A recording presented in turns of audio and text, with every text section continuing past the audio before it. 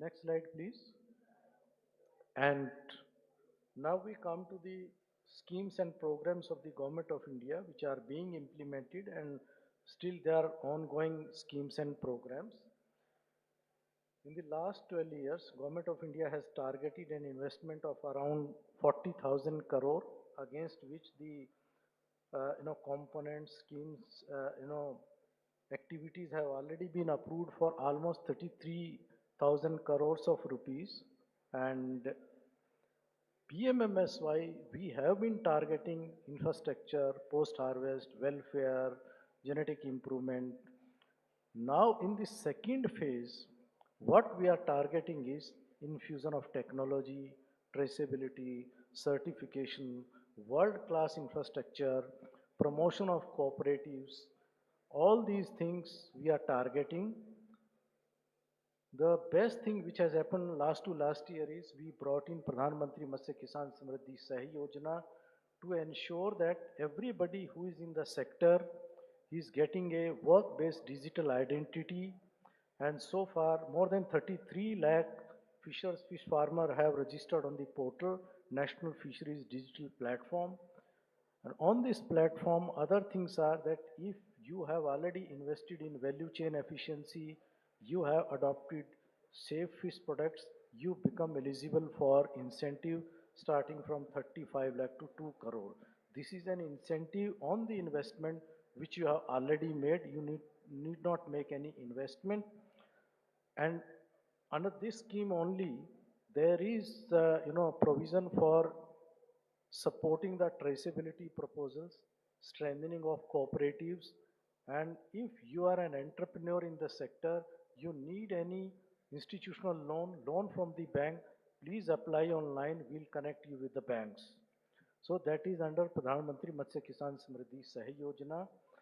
In addition to this, we have Fisheries Infrastructure Development Fund, which supports the projects with concessional finance. That is, you are getting 3% of interest subvention on the loan on the bankable projects which are supported by FIDF, and you approach a bank. And in case of private individuals, commercial and scheduled banks will give you the loan. If you are a cooperative, then National Cooperative Development Corporation, NCDC, will help you in contracting out the loan. And if you are a government agency, state government will take loans through NABARD with 3% interest subvention. Under this scheme, we have already supported project proposals worth more than 60-100 crore under FIDF.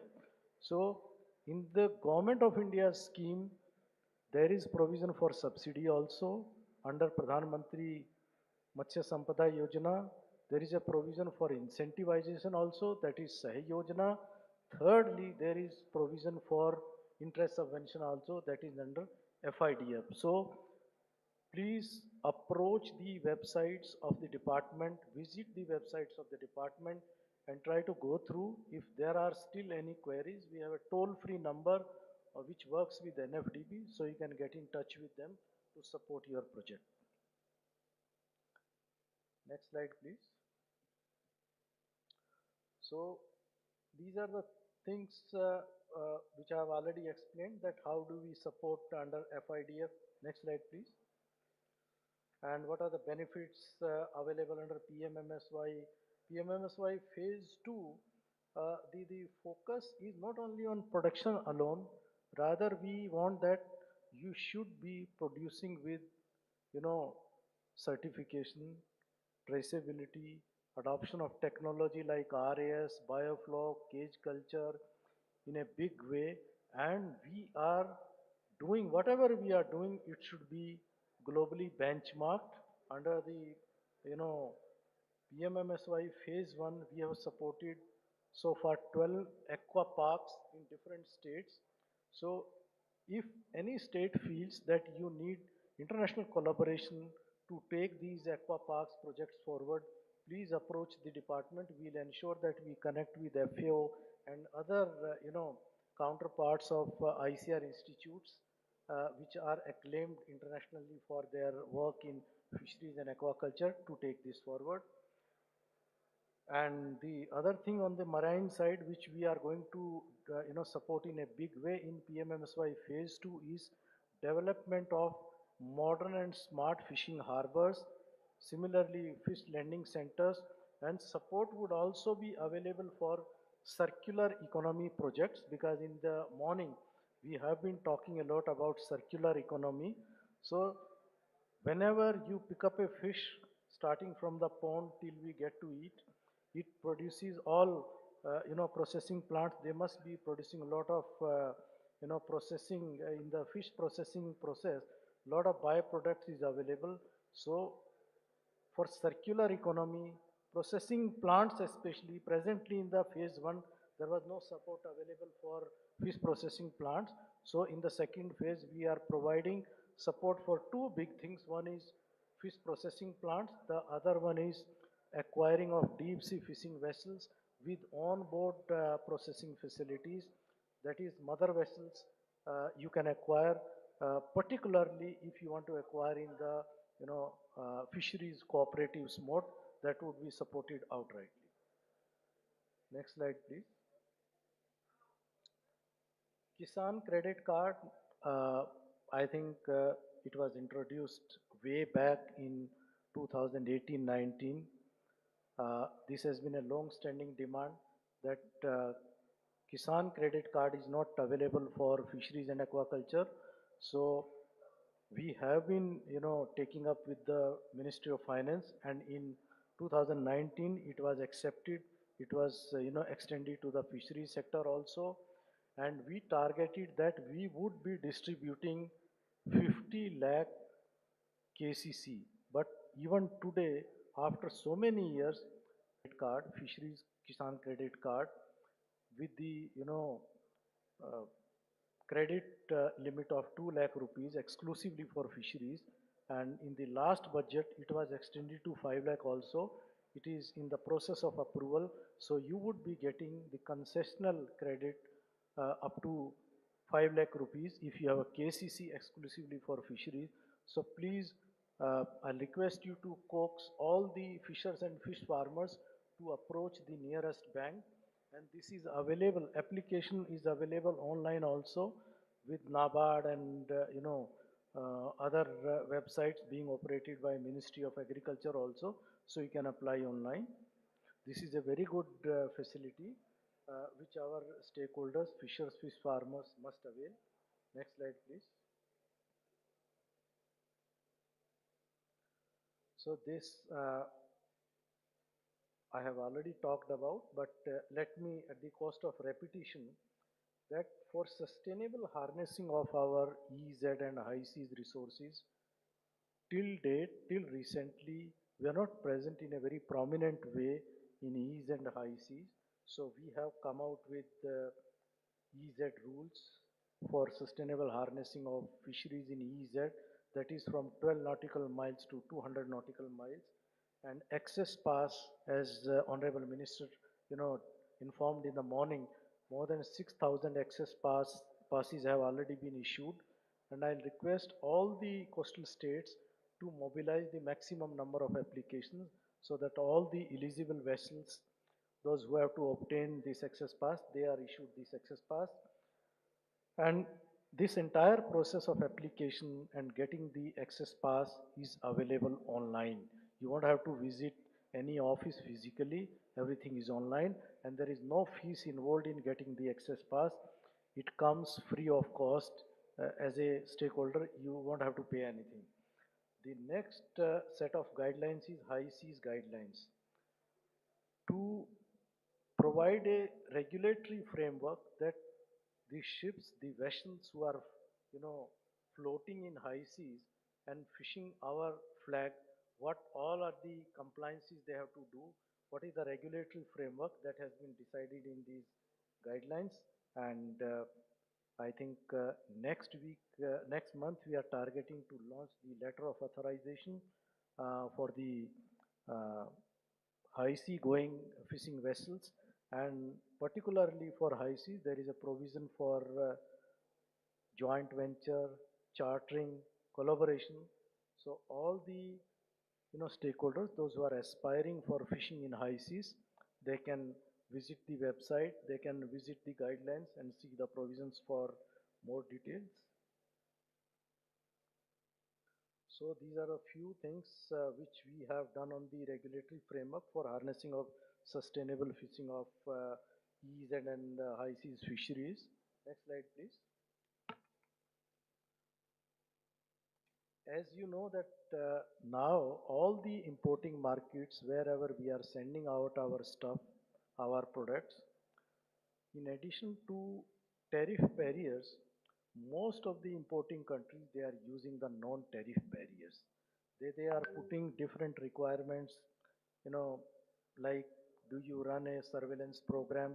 So to take care of this, we are running national surveillance program for aquatic animal disease, which is anchored in NBFGR Lucknow, and now it is across all the states and union territories.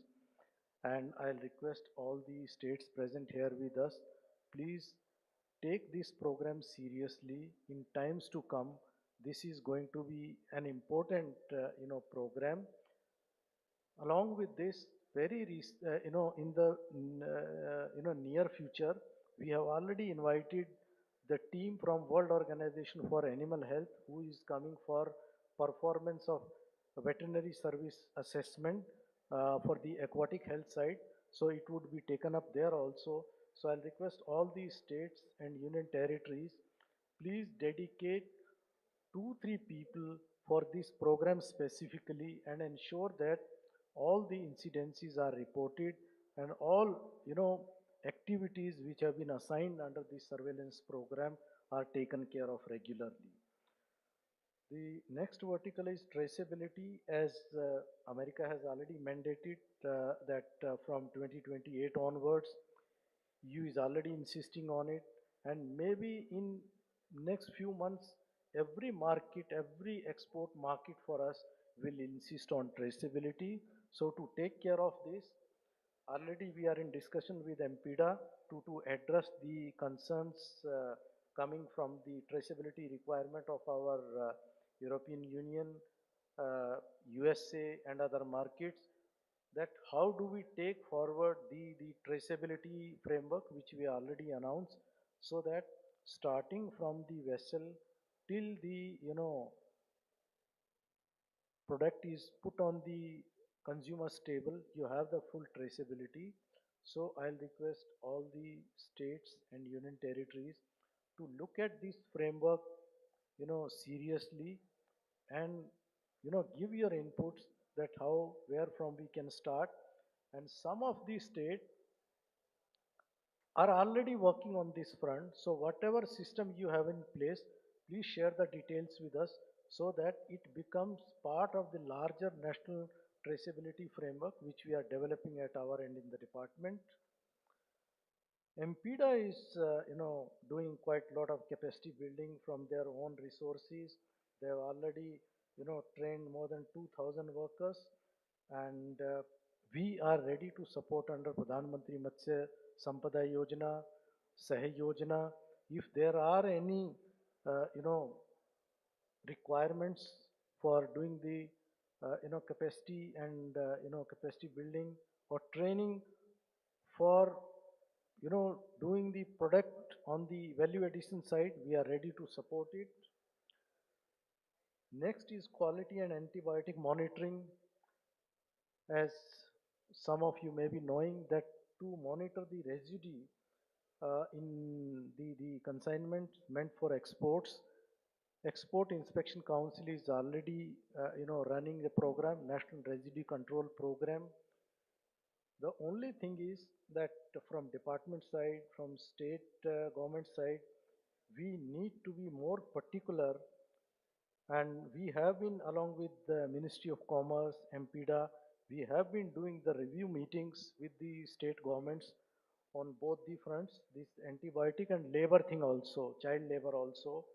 So I'll request all the states, please constitute the task force to go out in the field to pick up samples and the do the capacity building, outreach program so that farmers are weaned away from using the antibiotics. And punishment alone will not solve the problem. We need to educate them and we need to tell them that ultimately it is not in their favor. So they states have to, share with us continuously that how many samples have been picked up, what is the outcome, negative, positive, so that from our end we can expedite, we can still, uh, mount the efforts through ICR, through our field offices, through MPDA offices, through EIC, so that antibiotic use is discouraged.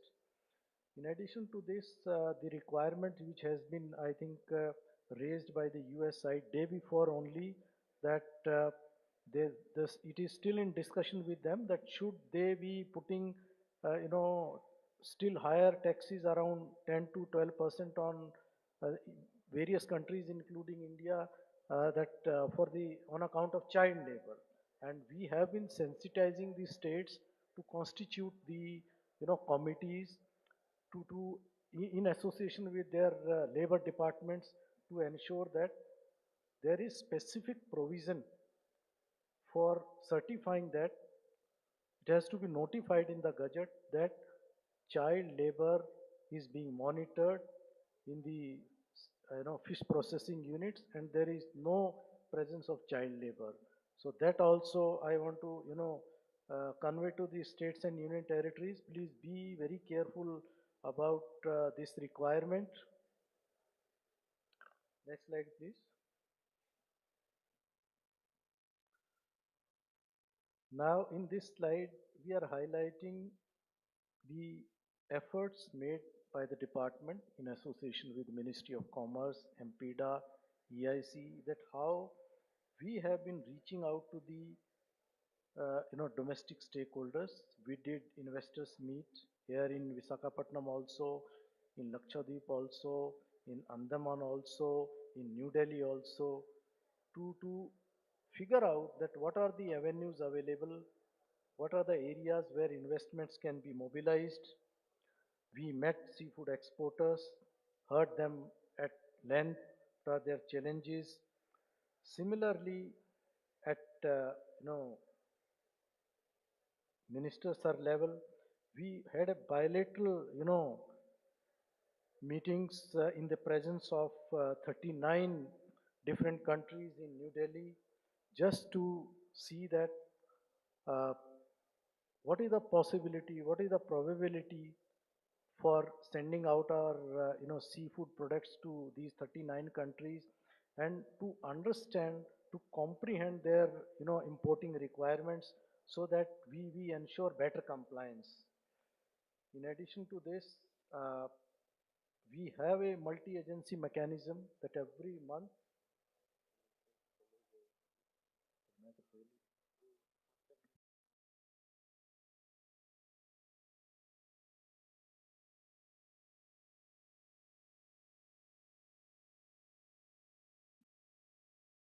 So uh, at the level of Ministry of Commerce, Ministry of Fisheries, EIC, MPDA, we are doing monthly review meetings and we are getting feedback from the state governments also that what are the issues which are hanging around, which are challenging our seafood exports, which we can address at our level.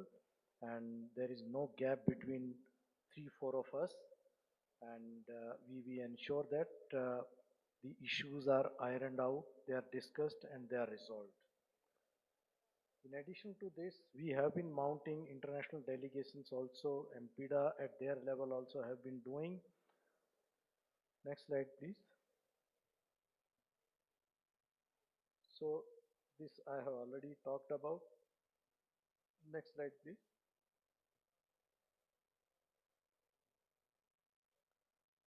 So I think since morning, most of the speakers have been highlighting that we doubled the production, we doubled the exports, doubled the aquaculture production. Exports have also doubled. So the fastest growing sector.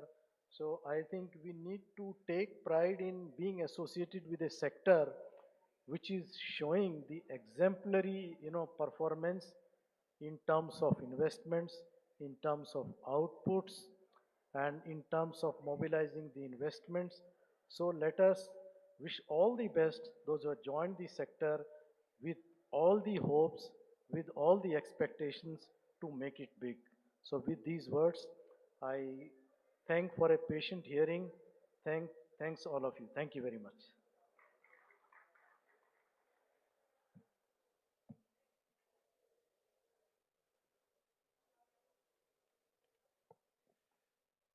Thank you so much, Sagar Mehra ji, our Joint Secretary, Department of Fisheries. Uh, for next presentation, I'm inviting Mr. Jalaj Dani, who is a Scale Committee member, Scale Section, DPIIT, Ministry of Commerce and Industry. So I will request Jalaj ji, please come on a stage, and I will make one more request. We are already running short of time, so please restrict your presentation or your whatever may be speech within the time frame that is maximum 10 minutes. If you can finish it before that, it will be much better. Jalaj Dani ji, please come, sir. Good afternoon, friends. Very quickly to tell you what scale is all about, we'll just go on the next slide.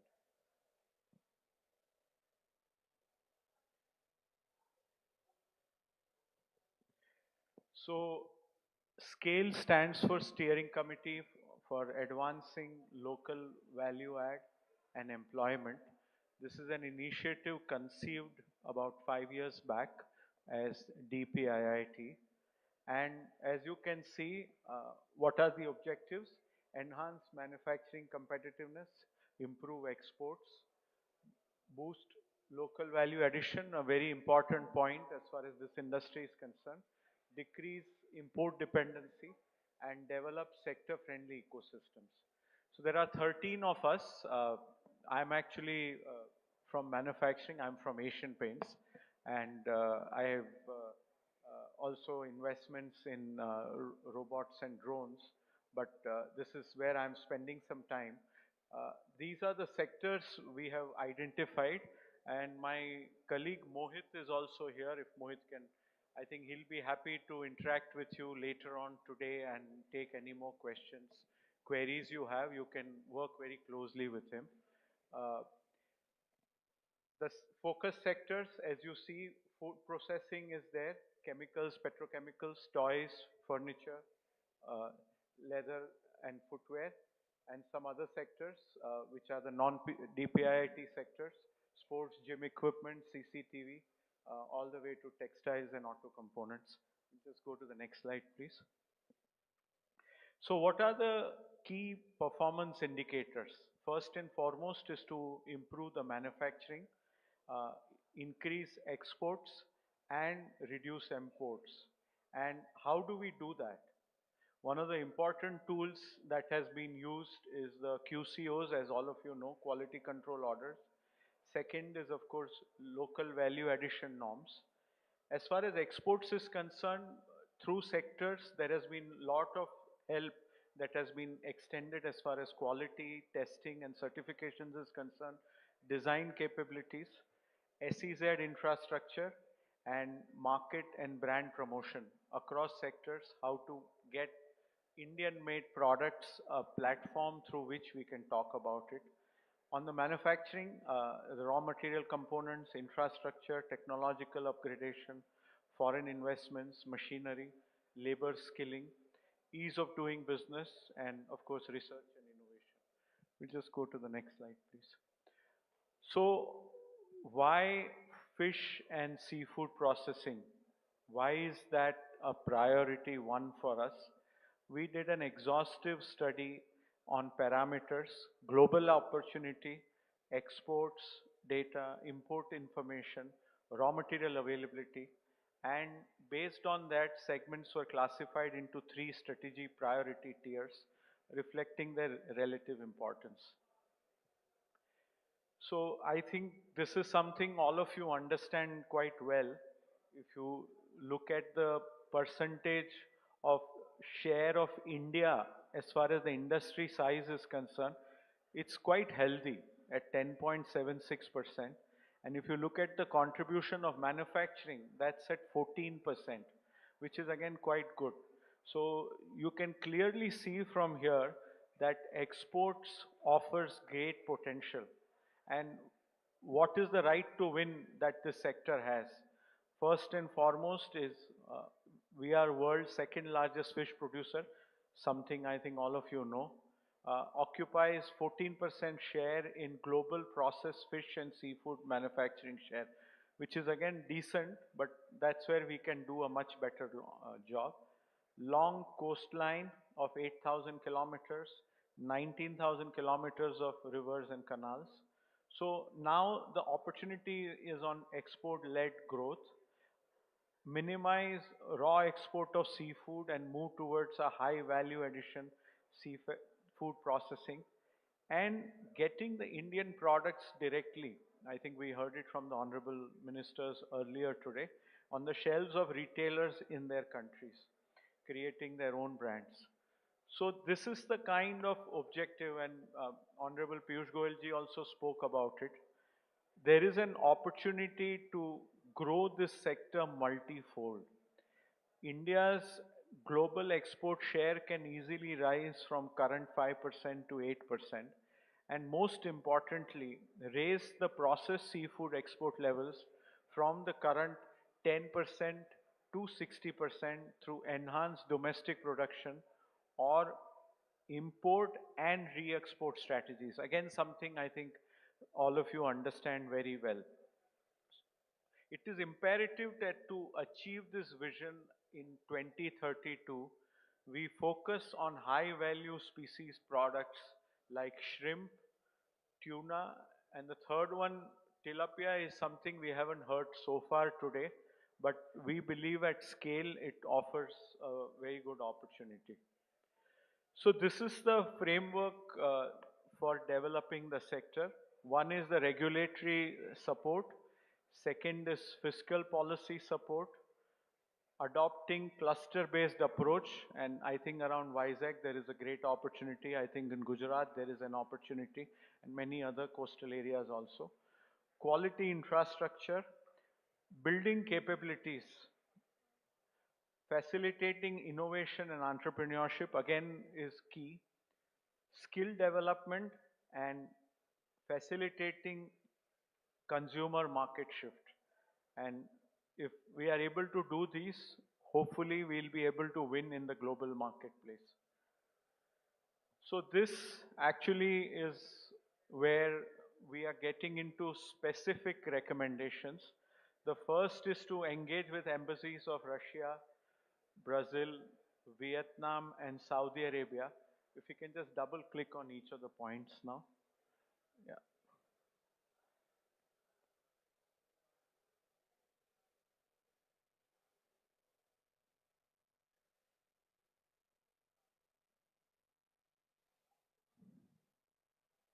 Double click.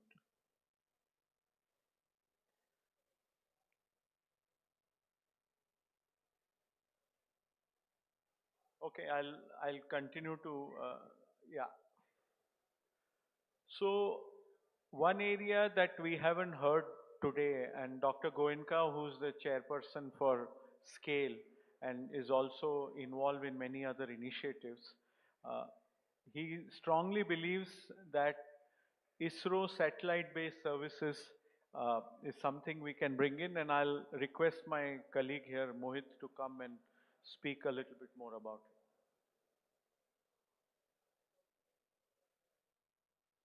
So basically, what we are trying to say, the entire concept of MSS vehicle tracking system is something what ISRO has developed that can really help us boost the productivity of the sector to a different level. Officials from ISRO will be available in case if we want to understand more, engage to the department and can come and present how we have really made a big impact in this space. Then the second element is around the digital mapping system, which a very specific geofencing element can really help you catch the fish at the right time and also improve the security aspect of it. So that's another underlying benefit we have. So there are something, they are bringing some certifications also. So ISRO is working quite aggressively in this space, and we have been specifically asked to highlight this. Maybe through the department, we can create a particular forum and can bring the right stakeholders to understand and leverage what India has built on entire NAVIC platform. I think with this, we're almost at the last of this presentation. Thank you so much.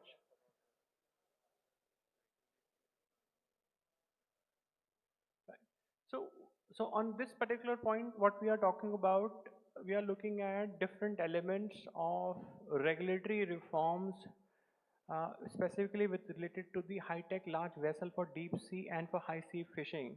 Anything which can be done that we have captured as one of the element. And second is the land leasing policy.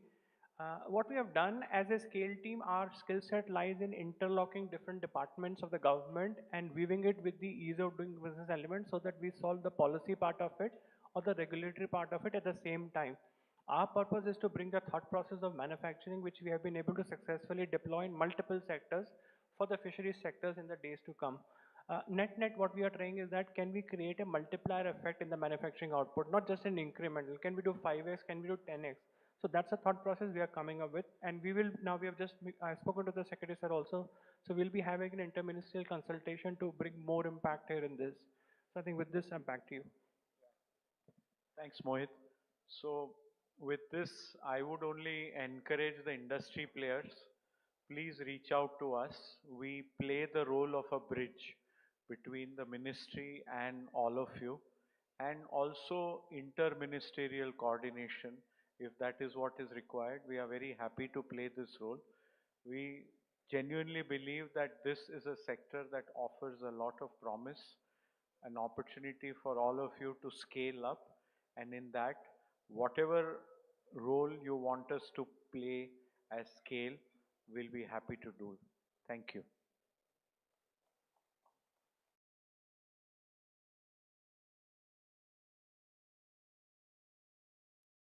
Thank you so much, sir.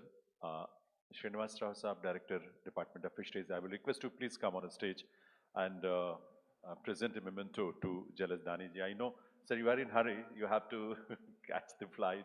I know, sir. We are extremely sorry for the delay, but your presence has added so much value to this session and this event. Thank you very much for being with us and coming straight to this conference. Please put your hands together, ladies and gentlemen, to express our gratitude to Jalas Daniji, who has to leave immediately to the airport because he has to catch flight.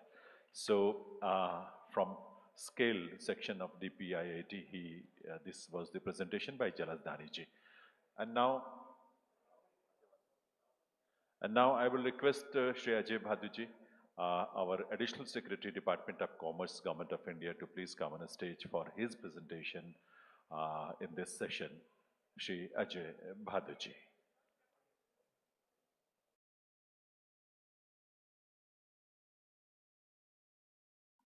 Well, thank you so much. Because a lot of time has passed, and I don't want to repeat things that they have that has been said. Can I have the presentation, please? Yes. So this is about the India's position in the global seafood trade. As you can see, today we are among the world's leading seafood exporters, with export reaching about 8.4 billion. Yet our share in the global seafood trade is only 4 to 5%, which indicates that the significant untapped potential is there. We have a strong production base, particularly in the shrimp production, aquaculture, but processing capacity utilization remains only 30%. The opportunity before us, therefore, is to convert India's resource advantage into a much larger share of the global seafood market. Next, please. Yeah, as far as the export performance in the year 25-26 is concerned, there has been a strong year for marine exports. Exports volumes have grown over 16%, whereas export earnings have grown over 13% even on the dollar terms.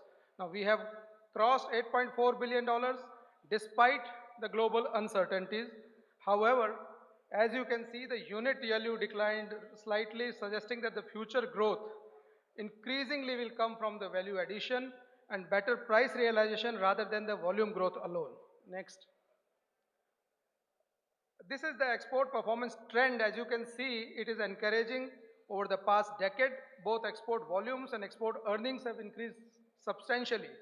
Even during the period of global disruptions, India's seafood sector demonstrated significant resilience. This provides us the confidence that with the right policy support and industry investment, India can realistically aspire to become a US dollar 10 to 15 billion dollar seafood export economy. Next. These are our top export markets. As you can see, United States remained our largest export destination, but the most important development this year, the headline development this year has been the market diversification. Strong growth has been recorded in China, Vietnam, Belgium, and several other markets. At the same time, nearly 78% of our exports are concentrated in these 10 markets. Expanding the market through FTAs and targeted promotion therefore becomes, it remains a strategic priority. Next. This is about the aquaculture and the capture fisheries. Aquaculture contributes less than 40% of the export volume, but generates about 2/3 of the export earnings. This highlights that the higher value generated by farmed shrimp and aquaculture products. Capture fisheries remain vital for the livelihood and export volumes, but the future export growth will increasingly depend on improving the aquaculture productivity, biosecurity, and as talked today, sustainability. Next. Now these are the state-wise export figures. Marine exports are driven by a handful of coastal states, as you can see. Andhra Pradesh alone contributes about 1/3 of our export earnings, while the top 5 states account for more than 3/4 of the export value. This underlines the importance of state-level intervention in infrastructure, aquaculture development, processing, and export facilitation. Next. These are the opportunities which are now opening up, created by the FTAs being signed. India's recent trade agreements are creating unprecedented opportunities for seafood exports. Agreement, as you can see, with the UAE, Australia, UK, EFTA, New Zealand, and EU, Oman. They are providing now the preferential market access across major destinations. Now the challenge before industry is to convert tariff advantage into sustained market share gain. Next. These are the key challenges in the marine exports. Our key constraints are increasingly supply side and compliance related. These include stagnant marine capture resources, infrastructure gaps, fragmented supply chains, limited value addition, logistic cost, and evolving sustainability requirements. Global markets now are demanding traceability, they are demanding biosecurity, they are demanding responsible fishing, and compliance with the increasingly stringent regulations. Next. So these are the key marine export promotion initiatives that have been done, which shows the coordinated whole of the government approach being pursued to address these challenges. Key initiatives again include productivity enhancement through modern aquaculture system, SPF brood stock development, digital traceability platforms, catch certification, sustainability measures such as TED implementation, market access initiative, and support for value addition. Put together, these measures seek to strengthen competitiveness across the value chain. Next. This is the digital governance part of it, the market promotion and value addition part of it. Digital systems such as AquaTrace and digital catch certification and improving transparency and compliance. Simultaneously, market promotion through trade fairs, buyer-seller meets, and international outreach is expanding commercial opportunities. Investment again in infrastructure, worker training, and value-added processing is essentially improving the export realization and competitiveness. Next. So this is the way forward. The roadmap is quite clear. We need stronger aquaculture productivity, expanded deep sea fishing, robust traceability system, greater value addition, food processing parks, sustainability compliance, and stronger labor welfare mechanism. With these coordinated efforts from the center, state, industry, and fisheries, India can significantly expand its global seafood export footprint. Next, I'll leave you with this. This is nutshell of whatever has been talked from the morning. More land being made available, leading to more production, better genetics because we have to improve the brood stock, affordable finance, cheaper power, to the extent possible solarization, species diversification, infrastructure, traceability, market access, branding, and ultimately it can result into the higher farmer income and exports. Thank you.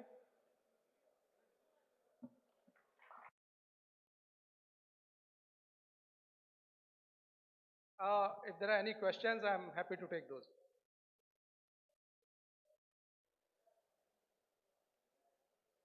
Thank you very much.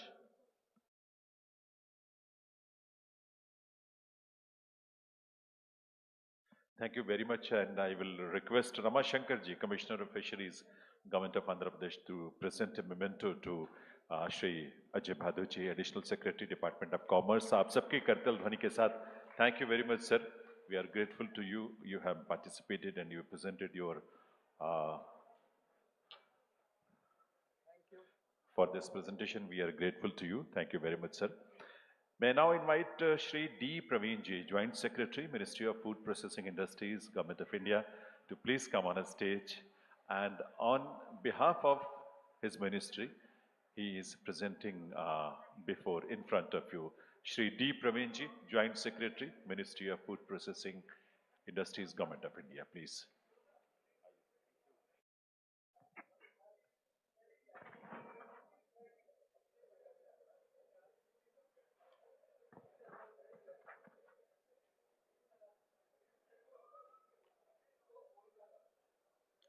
Good afternoon, everyone. My name is D. Praveen. I am Joint Secretary in the Ministry of Food Processing Industries. So I'll be presenting on the initiatives taken by the Ministry for promotion of seafood industry. Next.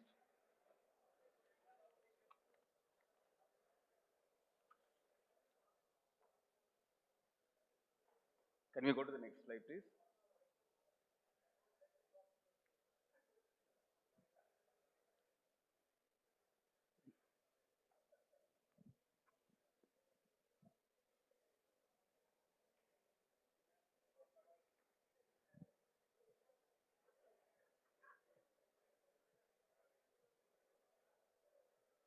Yeah, thank you.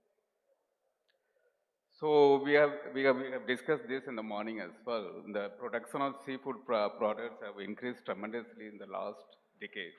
You know, we are the second largest producer of seafood products, and from 9.6 million metric ton per annum production in the year 2013-14, we have increased to 19.77 million metric ton per annum. That is around 106% of growth. The global share of Indian seafood production is around 8%, and the export value is current, in 25-26, it is $8.5 billion US. The sector supports over 30 million livelihoods. We have access to over 24 lakh square kilometer exclusive economic zone. As the production increases, there is, the value addition has to, value addition has to proportionately increase. Can we go to the next slide?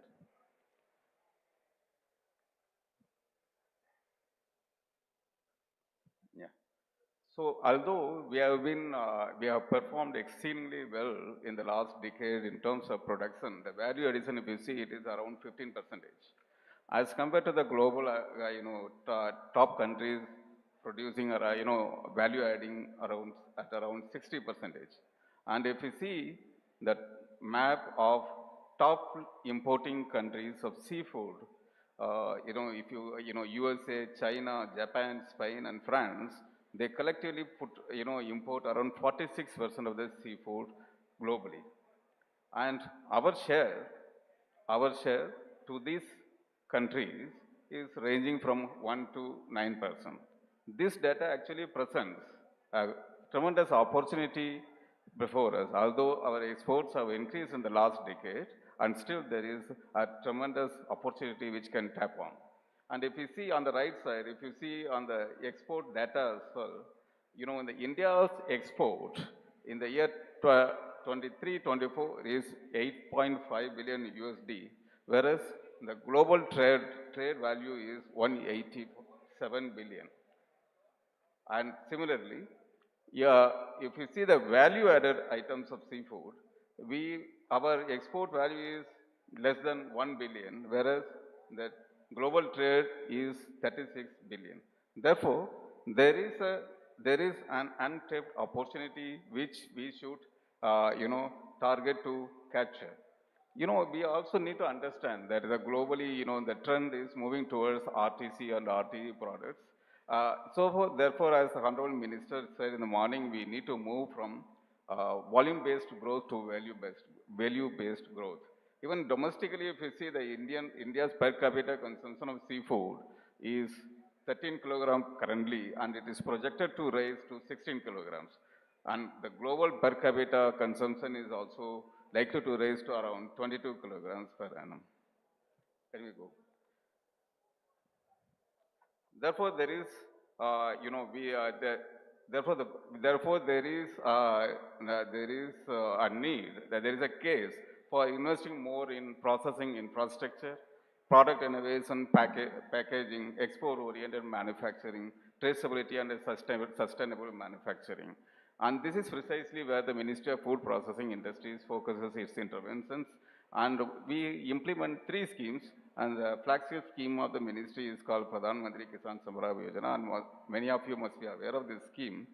This scheme supports creation of modern food processing infrastructure that includes in fisheries sector, and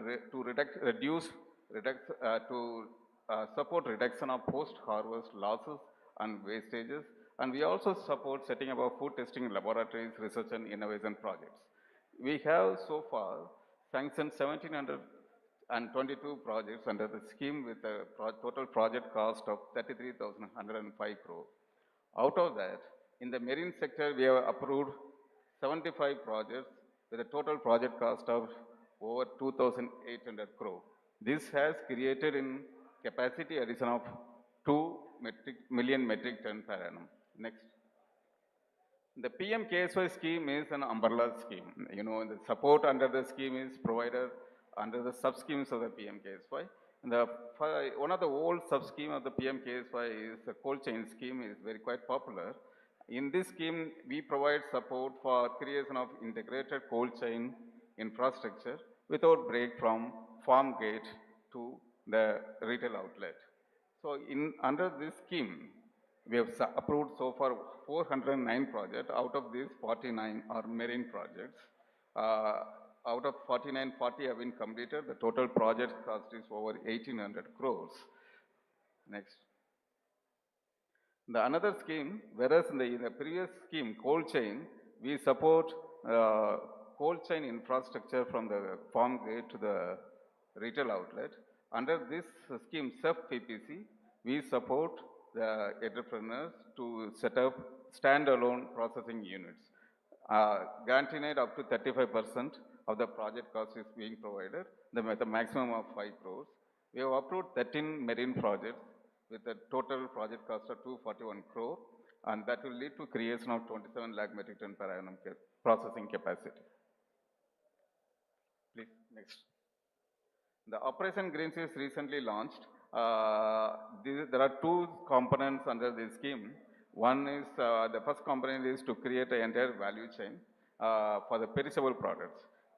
Shrimp is identified as one of the focus commodity under this Operation Green scheme. There are 2 sub-schemes.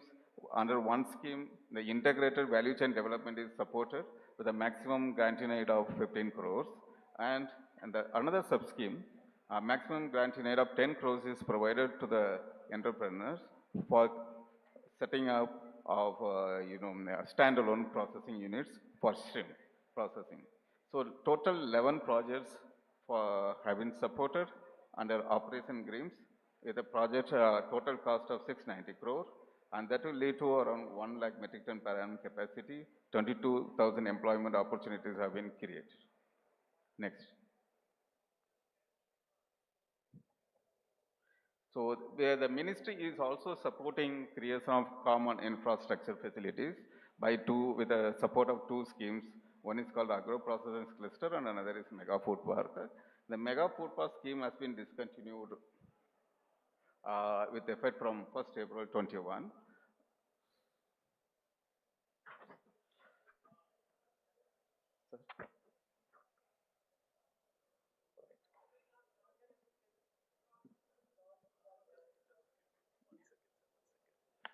So it's a very humble request to all of you. Please don't talk in between the presentations. थोड़ा सा आपका समय चाहिए. आपने सुबह से बहुत ही patience के साथ participate किया है. So these are very important presentations. We need the information which are being presented in front of you.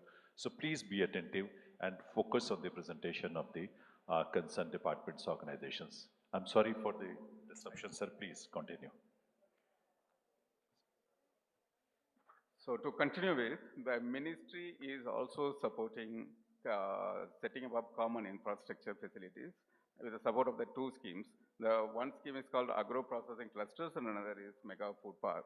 The mega food park scheme has been discontinued with effect from April 21 and the agro-processing cluster is an ongoing scheme. The agro-processing cluster is nothing but a miniature version of the mega food park. Under mega food park, 50 acres land parcel is required. And some, in agro-processing clusters, just within 10 acres, the common infrastructure is developed. We have sanctioned 4 mega food parks. It's, mostly for marine projects with capacity addition of 2 lakh metric ton. And the employment generation is expected to be around 12,000. Next. And one of the most popular scheme which actually promotes large-scale manufacturing and support export is the PLIFPS scheme. This scheme was launched in the year 2021 for a period of 6 years with a budget outlay of 10,900 crore. And the scheme supports 4 segments related to RTC/RTE products and fruits and vegetables, cheese, mozzarella cheese, and marine products. Marine products is one of the focused area under the PLI scheme, and we have approved 9 projects, and our investment of over 1,100 crores have been grounded, and these projects have already been commercialized. That has created a processing capacity of 2.4 lakh metric ton per annum. And out of these 9, 8 are in Andhra Pradesh. Our MSME sector is the backbone of the food processing sector, more particularly in the seafood processing as well. So although we support MSCs and large sector through PM-KSY and PLI scheme, the PMFME scheme is designed to support the micro enterprises. The sector is dominated by micro enterprises. This scheme was launched in the year 2021 for a period of 6 years with a target of support 2 lakh micro entrepreneurs. And I'm happy to say that this target has already been achieved. Out of these 2 lakh micro entrepreneurs supported, 3,600 are for the marine products. Yeah, please. Under this scheme, we support credit-linked subsidy to the micro enterprises. We also provide. Praveen, I have one request. Sir. We have notified 34 production and processing clusters in the Department of Fisheries. I think Sagar has already touched base with you and the ministry. I was mentioning to the Honorable Minister also. There can be a lot of convergence, and your agro cluster concept, you can motivate entrepreneurs in the private sector who take this investment money from you to come into these 34 clusters, because our purpose is the same. We are calling them production and processing clusters. So you can direct a lot of this investment in those 34 clusters. The Department of Food Processing has a list of those clusters with you. उसको थोड़ा सा आप देखिए अगर convert करा पाएं. We have notified these clusters in consultation with the Agriculture Ministry. Maybe we can start the discussion with the Mayor sir also. We will have the convergence with Department of Fisheries. So idea is to direct investment wherever there is a cluster approach. So these 34 clusters can also be potential locations where private entrepreneurs can come in. Sure, sir. So it's better to double up those efforts. Sure, sir. So under this under this PMFME scheme for the micro enterprises, we do support in incubation support, training, as well as marketing opportunities, branding and marketing. So can you go to the next slide? That is my last slide. So the way forward, in concluding my presentation, what I will say is the market, the export opportunities are where the value addition is. So from the, we have to move from volume-based growth to value-based growth, and the Ministry of Food Processing Industries is committed to support the industry with all its schemes, and we are also planning to convene a meeting with the PLI beneficiaries and other industries in June to listen from you what else we need to work on. Thank you.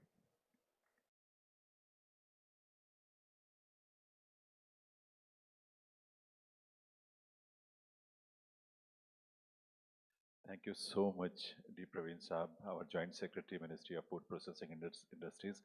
Shri Nivas Rao Saab, Director, Department of Fisheries, please come on the stage to present a memento to D. Praveen Saab, our Joint Secretary in the Ministry of Food Processing Industries. Ladies and gentlemen, और आपकी तालियों के साथ, with a huge round of applause, let's express our gratitude to Shri D. Praveenji, Joint Secretary, sir, for his presentation in this 2 days national workshop on seafood export. And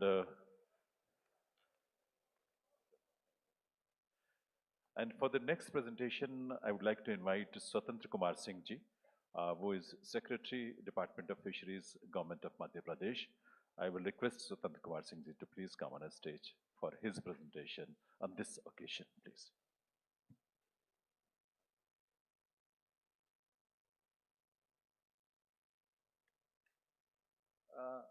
मेरा presentation मेरे ख्याल से जितने भी मेरे से पहले जितने भी प्रेजेंटेशन हुए हैं, एक्चुअल में फील्ड इम्प्लीमेंटेशन वाला ये प्रेजेंटेशन है। रिसेंटली हमारी स्टेट गवर्नमेंट ने इन्वेस्टर को प्रमोट करने के लिए एक नीति बनाई थी जिसका नाम एकीकृत मत्स्योद्योग नीति है। सीएम साहब का इसमें सबसे ज़्यादा फोकस ये है कि फिशरीज में इमेंस अपॉर्चुनिटी है। हमारे यहाँ वाटर रिसोर्सेज के भी बहुत बड़े बड़े बैंक्स हैं जिसमें अगर इन्वेस्टर इन्वेस्ट करते हैं तो उनका प्रॉफिट का भी बहुत बढ़िया रिटर्न है। हम लोगों ने जो कैलकुलेट किया वो मैं आने वाले स्लाइड में बताना चाहूँगा। इसकी जो पूरी इम्प्लीमेंटेशन है, हम लोगों ने विशेष करके इसमें ध्यान दिया कि जितने भी इन्वेस्टर्स हैं उनसे कंसल्ट करके ही हमने ये नीति बनाई थी। और 2 मार्च इस साल हमारे यहाँ कृषि वर्ष भी मनाया जा रहा है, तो 2 मार्च को जो सबसे पहले कृषि कैबिनेट की मीटिंग हुई थी उसमें पहले एजेंडे में इसका अनुमोदन हुआ और उसका जो इम्प्लीमेंटेशन हुआ वो मैं आगे वाली स्लाइड में बताऊंगा। नेक्स्ट ले लें, ये एक शॉर्ट मूवी रन करें तो आवाज कर दें। माननीय प्रधानमंत्री श्री नरेंद्र मोदी जी के मार्गदर्शन और मुख्यमंत्री डॉक्टर मोहन यादव जी के कुशल नेतृत्व में एवं माननीय मंत्री श्री नारायण सिंह पावार के प्रयासों से प्रदेश सरकार लेकर आई है मध्य प्रदेश एकीकृत मत्स्योद्योग नीति 2026। मछुआ कल्याण एवं मत्स्य विकास विभाग के प्रयासों से तैयार यह नीति केवल एक योजना नहीं बल्कि मछुआरों के जीवन में समृद्धि लाने के प्रयास है। केज कल्चर यानी खुले जलाशयों के बीच सुरक्षित पिंजरों में वैज्ञानिक मछली पालन। इन केज को पानी की सतह पर फ्लोट, ड्रम, पाइप, पंटून की मदद से तैरता हुआ रखा जाता है और मछलियां उस जाल के अंदर रहती हैं। इसमें मछलियां बाहरी खतरों से सुरक्षित रहती हैं और मत्स्योद्योग नीति 2026 के साथ हम बढ़ रहे हैं जल से जीवन और जीवन से अटूट समृद्धि की ओर।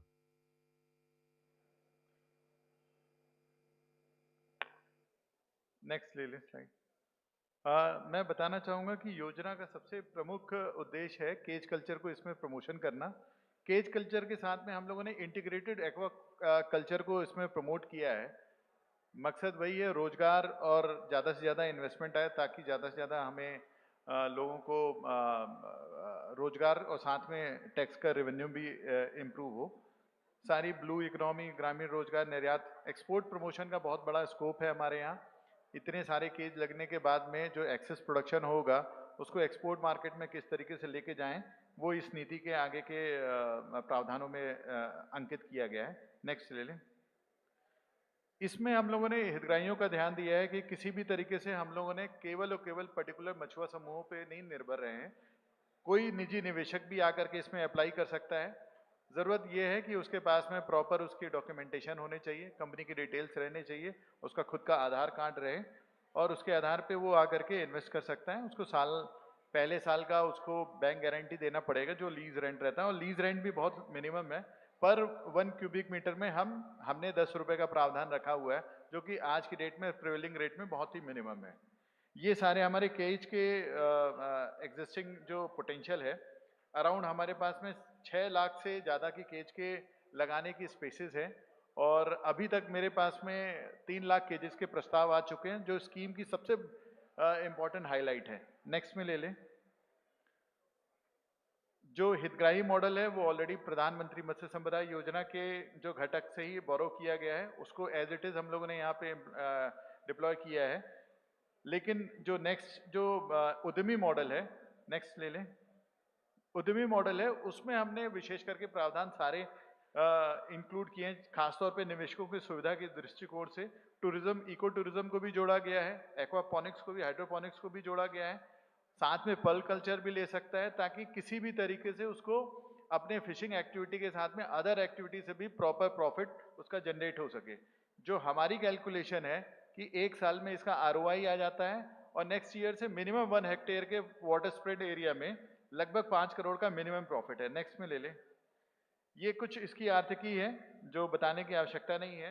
अगर छोटे से, अगर जो अभी प्रिवेलिंग प्रधानमंत्री मत्स्य संपदा योजना की केज की जो साइज है वो लगभग 1.5 लाख रुपए की आती है, जिसमें 25 स्क्वायर मीटर और 4 मीटर गहरा वो नेट की रहती है, और पहले साल में ही लगभग 3 लाख का उसका, अगर 3 टन मिनिमम फिश का प्रोडक्शन होता है तो 3 लाख उसका लागत कन्वर्ट हो जाता है। ROI इसकी पहले साल में ही हो जाती है। नेक्स्ट में ले लें। ये एक्वापॉनिक्स की ना हमने इकोनॉमिक्स वर्कआउट की है। जितने भी हमारे इन्वेस्टर्स थे, ये पॉलिसी केवल और केवल अधिकारियों ने नहीं बनाई है, बल्कि हमने इन्वेस्टर्स के साथ में कंसल्ट करके बनाई है। तभी ये पॉलिसी की सबसे ज़्यादा सक्सेस होने का ना रीज़न है। इन लोगों के साथ में जो हम लोगों ने वर्कआउट किया सारे इन्वेस्टर्स के साथ में एक्वापॉनिक्स में, तो लगभग 1 हेक्टेयर में हमने 1 हेक्टेयर इसलिए इसका यूनिट लिया, लगभग 250 केजेस के आते हैं, और 5 से 6 करोड़ रुपए की इसकी लागत आती है, जो कि एंटरप्रेन्योरशिप डेवलपमेंट मॉडल में भी क्वालिफाई करती है। ज़्यादातर वैसे इन्वेस्टर FIDF के लिए ज़्यादा अट्रैक्ट कर रहे हैं। लगभग एक्वापॉनिक्स से ही उसको अपार्ट फ्रॉम फिश प्रोडक्शन के साथ में 3.26 करोड़ का प्रॉफिट हो रहा है। नेक्स्ट में ले लें।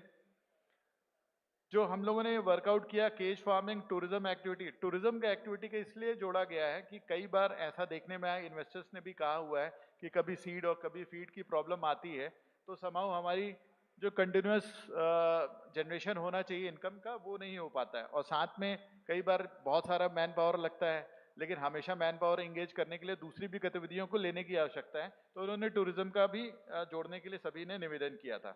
लगभग 8 कॉटेजेस और 1 रेस्टोरेंट का अगर 250 केजेस में लिया गया, नेक्स्ट स्लाइड ले ले, तो हमें लगभग 1.43 करोड़ की हमने प्रॉफिट का एस्टिमेशन किया था with the consultation of investors. Next में ले ले।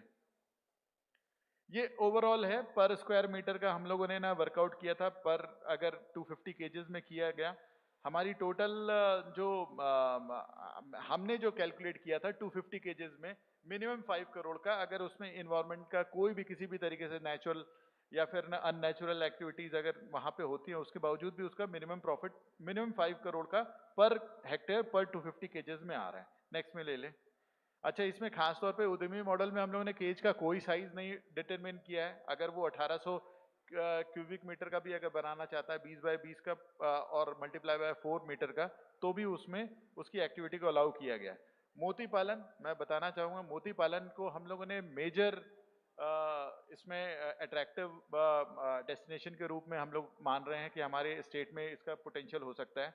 लगभग इसमें हम लोगों ने जो एस्टिमेट किया है, अगर हमारे 3 लाख केज लग जाते हैं तो हम कम से कम 10,000 करोड़ रुपए का इसमें मोती पालन में इन्वेस्टमेंट या फिर ना वैल्यू जनरेट करेंगे। नेक्स्ट में ले ले। मोती पालन में भी हम लोगों ने 1 हेक्टेयर का जो कैलकुलेट किया था, लेकिन इसमें 18 मंथ से 24 मंथ्स की साइकिल है।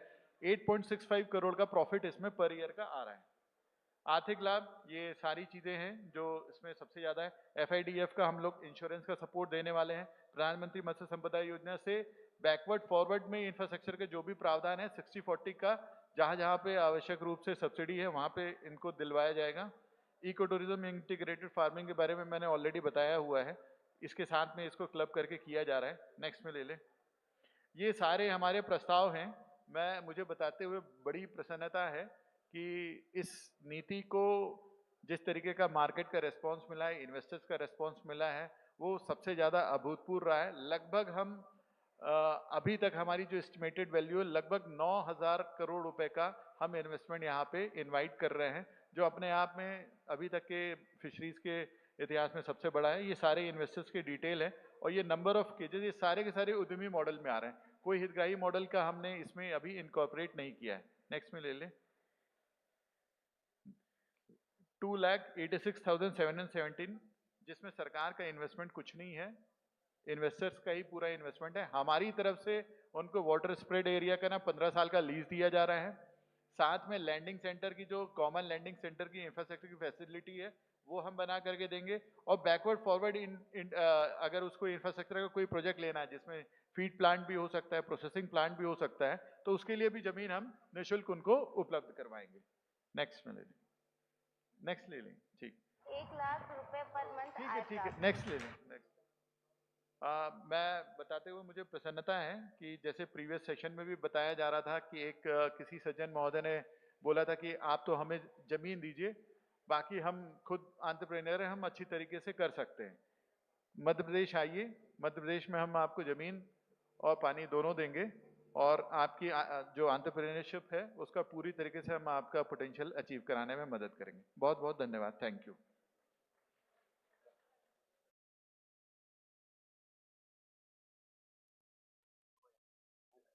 Thank you so much, sir.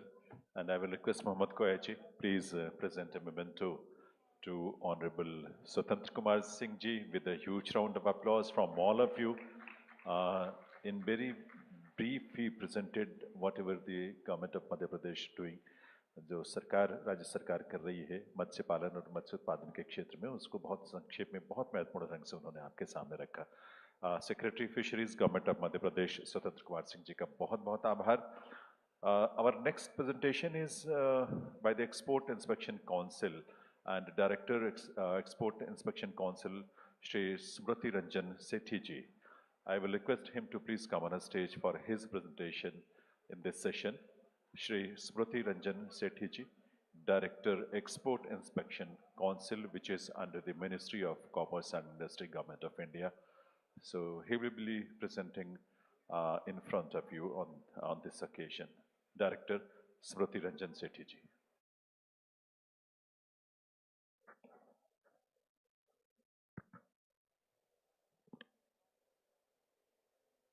A very good evening to all of you. Actually, I will be very brief because we are running out of time. So, as you know, Export Inspection Council is one of the oldest organization as a regulatory body for the exports, set up under Act 1963. Today's my presentation outline will be, I will categorize it to 5 different themes. First is system recognition approach. Second, regulatory compliance and listings. Recently, we have some, exactly we are finding as a regulatory body, the global scenario is European Union is setting the standards. They have the stringent standards compared to any other country.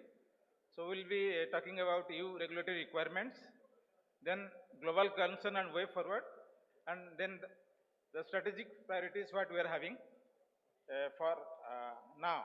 So next slide, please. Yeah.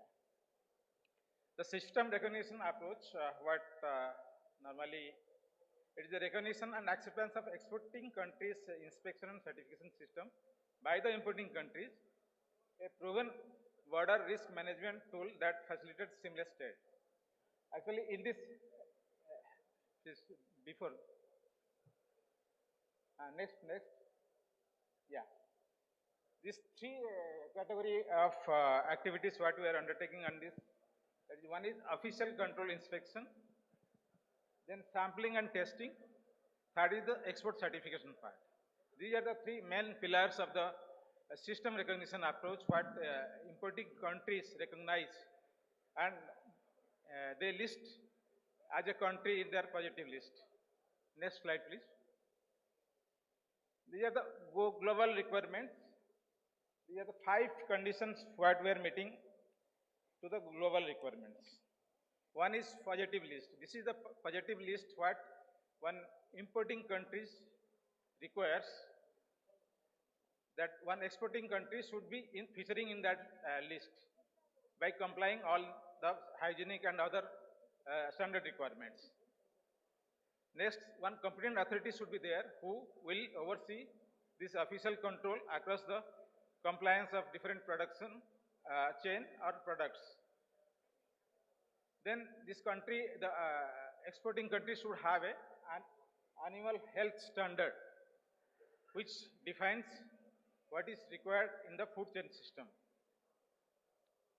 Then the official control should guarantee that hygiene and public health requirements are consistently met. Next, above all, we should have a NRCP, that is National Residue Control Plan, which timely covers all veterinary drugs, pesticides, heavy metals and contaminants what are entering into food chain and their control mechanism. Next slide, please. This is the regulatory compliance what we have met in recent years. These are the major markets what we are exporting into. The European Union last, I think, major activity what being done is 102 establishments listed in these 2 years, totaling into 604. This after the successful audit mission they have conducted in 2022 and 2024. Similarly, for UK, United Kingdom, the DEFRA, they have conducted a mission in 2023, and we have listed 144 establishments in the recent past. Russia also, similarly, though Russia is a very tricky country, all our exporter friends know, they have listed 42 establishments in last recent 2 years. China, we have listed additionally 66 establishments, totaling around 658. And Turkey also opened up their market on the guarantee given by the EIC. 93 establishments have been listed. So total around 423 establishments listed in the last 2 years. Next slide, please. The present scenario is that you, in their regulation, which was modified in year 2022, listed around 37 antibiotic drugs which are reserved for human use. These antibiotic drugs, antibiotic in 18 and antiviral is around 19. This constitutes that they should not enter into our food chain system. So this will be effective from September 26 onwards. So accordingly, we have taken measures. Next slide, please. Accordingly, we have taken measures and we have notified this and we have submitted the control mechanism what we are putting into place. On that basis, they have now put our country, which was delisted, in the draft list. Hopefully, it will be coming in the final list. Next. This is what I am talking about. They have listed us in their draft list. We will restore the market access and compliances. Next, please. So, what is the consent way forward for us in the present scenario? Basically, the most challenging circumstances what we are having is antibiotics in export consignments. This is one of the major concerns for us, and we need many stakeholders, exporters, cooperation or whatever there. We want zero rejection on this front. We are taking all kind of measures, but State Fishery Department, similarly the farm level farmers and other stakeholders need to ensure that antibiotics not going in the food chain system for export of the consignment. So also we are requesting exporters, the establishments, their in-house labs should be also upgraded and take certification for ISO 17025 to ensure that quality of their test is up to the standards and recognized by the other regulators. Next, please. This is what I think my other predecessor has talked about. This is reduction of antibiotic, that surveillance of aquatic animal diseases.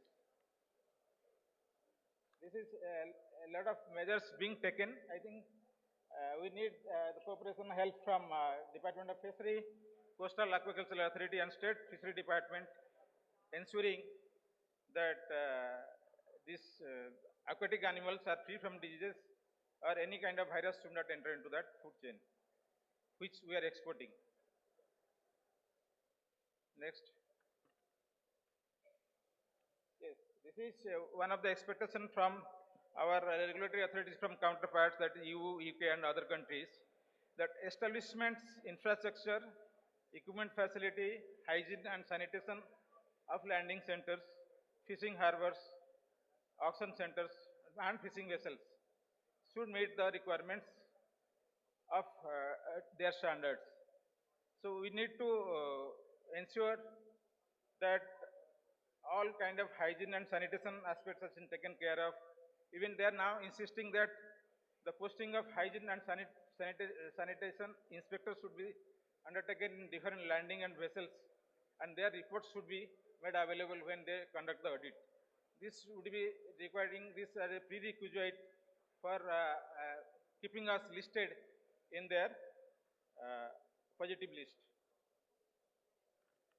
Next, please. Yes. Any kind of regulatory mechanism needs a scientific justification. This will be based on the risk assessment and complying to the international standard. So what we are doing, we are now moving ahead to a risk-based inspection management system, where we'll categorize the establishment in different categories: high risk, medium risk and low risk. Accordingly, their inspection program will be defined on that basis. Next, please.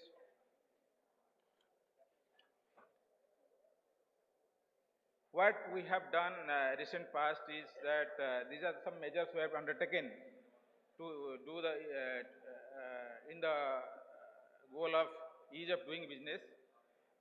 These are various initiatives. One is we have extended the approval periodicity of the establishment from 2 to 3 years, and also extended the periodicity of approval of technologists from 2 to 3 years, reduce the frequency of visits, and also we are in the process of reducing the turnaround time of sample testing, which are aiming around 95% of our sample will be tested within 3 days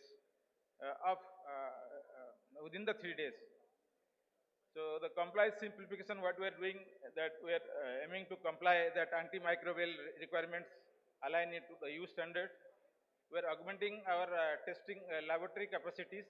We are setting up 2 new laboratories, one at Mangalore and one at Ahmedabad, which will be commissioned in this year. By December, we hopefully will be able to commission. And also we are upgrading the existing infrastructure facility. We are adding some modern equipments in the testing that will able to test more samples, which will reduce the turnaround time of the samples. And also we are requesting our exporters to upgrade their in-house lab capacities and to accredit their lab to NABL standard by that standard 17025, so that their quality of testing will be more acceptable to the importing countries. Next, please. So as everybody is telling, this is a teamwork. We are just part of it. There are various key stakeholders in the whole ecosystem of exports. So, so this is the teamwork is needed on this ground to take our growth path further. Next, please. So, what is the strategic priorities for us? So now the NRCP is National Residue Control Program, what we are overseeing through MPEDA. This has to be strengthened, and this has to be more acceptable to the regulatory bodies across the world. Everybody is talking about digital traceability. This is one of the major requirements nowadays. I think within 2 to 3 years, in the timeline of 2 years, we should be able to place the traceability part from farm to fork. Otherwise, we may face a lot of challenges while exporting to other countries. So we are also taking up with our other countries to have new market access and upgrade the facility of listings. And also we are taking stakeholder collaborations. So that's all I think. Thank you all for patient listening.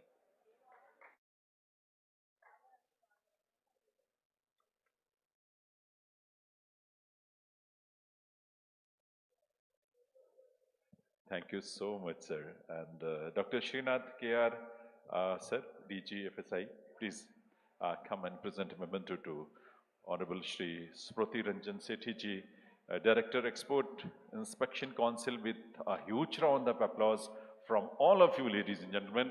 Thank you very much, sir, आपकी presentation के लिए. और ये सारे अलग-अलग organizations sea food export के लिए जो कुछ भी कर रहे हैं, इसके बाद इन presentations के माध्यम से हम उन चीज़ों से कम परिचित हो पा रहे हैं. We are grateful to all these personalities, eminent personalities.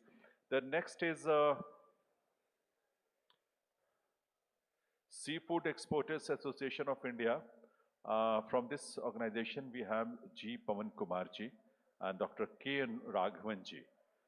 They both will be coming on stage to share their thoughts with you on the seafood export. So I will request Shri G. Pawan Kumar ji and along with him, Dr. K. N. Raghavan ji for their presentation on behalf of Seafood Exporters Association of India, ladies and gentlemen. Thank you very much. Most of the points that are there from the seafood exporters side perspective have already been covered. So I promise to be brief and to stick to the timelines. Can I have the first slide, please? This has been shown before, so figures are known. Just one point here. Last year, we were able to do so well only because of the excellent cooperation between the government and the export sector. This is a watershed year when the government listened patiently and acted proactively. I'd just like to add one thing. In the presentation by Additional Secretary Badu Sahab, he mentioned about the fall in the unit value. This is more on account of the reason that more exports started going to Vietnam, 69% increase, and to China. China and Vietnam take the shrimp with the head on, so the value is less. That is the reason for the marginal fall in the unit value. Next slide, please. This becomes redundant now after Honorable Minister said that the target would be 30 billion. This becomes redundant. So we'll revise this and then move ahead with the revised target. Next slide, please. This is the biggest challenge that seafood export sector is facing at present because of the cash certificate requirements in EU. We exported close to 500 million of ocean cod material to EU last year, and the new requirement for the electronic cash certificate is a very serious one because it will be implemented for 1st of January. This requires that each boat, each fishing vessel should be having facilities for electronic logging of the catch with the signature of the master of the vessel. And when we consider the fact that India has thousands of fishing vessels, the enormity of the task can be imagined. So our request is that work has already started in this regard to move at a faster pace and probably have a working group which can monitor the periodic progress so that exporters also feel reassured that things are progressing at a fast pace and towards the required goal. Otherwise, we may end up losing the EU market, which will be a huge catastrophe. Next slide, please. This is a catastrophe that happened 7 years ago, 8 years ago, when US banned India for not having the turtle extruder device. Even now, even after the government has commissioned, US approved the turtle extruder device, we are not able to have them installed in all the boats. This is a huge challenge because all boats need to be equipped with TAD, and then we need to have the marine enforcement units also checking it up, because when USA comes for inspection, they will monitor all these things. Raghavanji, can we go to the previous slide? Previous slide, please. So what pinpointed challenges you find in this issue? Because there is already some exercise going on where origin of catch in the seas has become very critical, and it is important from the perspective of any market where the export is going. MPDA is trying to reform, real craft is being reformed. The sync between what MPDA does to give a catch of origin certificate and what the real craft does as an online system, and what the Department of Commerce or Fisheries have to do, all are being brought on one platform. What do you think is the challenge according to you here? in terms of operational management? Operational one is, sir, all the vessels, fishing vessels should have the mechanism for recording the catch electronically. Even if you have an app, he should have the transponder also on. Then only he will be able to log it electronically. So the app that is developed should also. This is relevant for you. So this is an important point. So vessels also need to have that capability, and I think we should work towards that. Thank you, sir.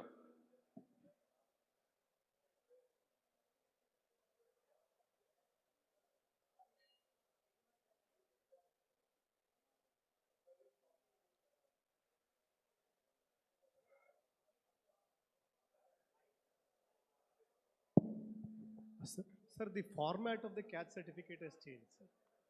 Earlier it was a simplified catch certificate. We just used to say that this is the quantity, but now we'll have to tell which species, what is the quantity.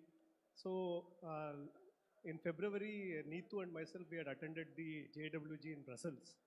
Dr. Jaina also was there. We requested them to postpone this reporting time, sir, the format, new format, but the EU team didn't agree. They said that we need to implement. So from 27, it has to be in the new format. So the problem with new format is when you catch multiple species, the fisherman would have to, the master of the boat will have to record each thing, the quantity. So the traceability becomes very difficult, very complex, sir. So that is the challenge. So that's, yes, sir. Yes. So this is a challenge, sir. So the app has to be easy enough for the people in the vessel to operate, and they should have an interest in operating it, because if it is something which also takes the route of the vessel where they get the catch, it will make sense to them in the business also. So this is what we are requesting. Next one. We have covered the next one, so this one. I will not say anything because we already had a discussion on this and Minister said that a solution will be found through some way, so I will not take this forward. Next one, please. This is an Indian success, sir. Black Tiger exports had increased from 350 million to 525 million last year. And we should compliment the efforts taken by RGC of MPEDA, who developed a domestic SPF broodstock, sir. So we should encourage that, sir, so that we can have more exports. As we export more to to China and Vietnam and Japan, Black Tiger will have a bigger market, sir. So we request that more support be given to Black Tiger shrimp exports and to the domestic production of SPF broodstock, sir. Next one, please. So testing already, presentation was made by EAC, because most of the increase in exports have taken place to EU, Russia and Japan.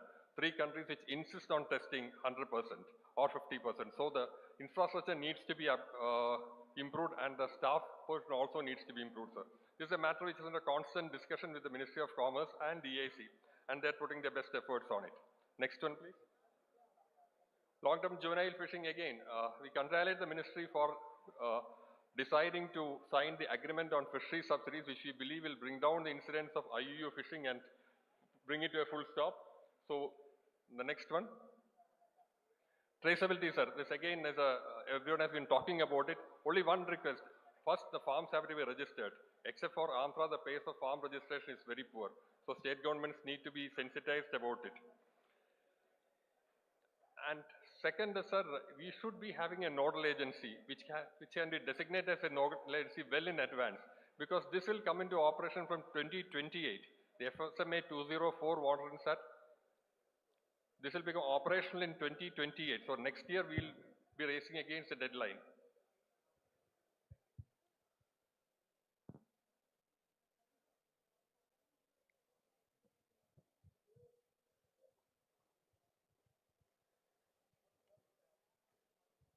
Hello. I just wanted to share one thing. This issue of registration is key, and right now, up to 2 kilometers from the high tide line, registration is done by the Coastal Aquaculture Authority. Sir. All farms where brackish water aquaculture is happening beyond 2 kilometers are enrolled by MPEDA.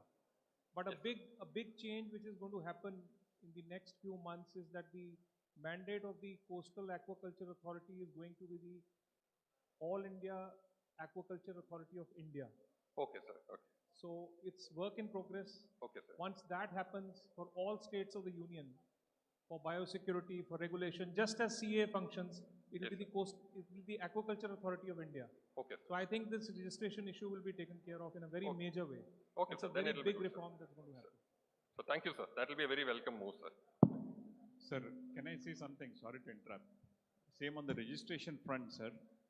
One challenge what we have is CA is registering farms, EMPDA is enrolling farms. At the same time, the Fisheries Department is also registering farms.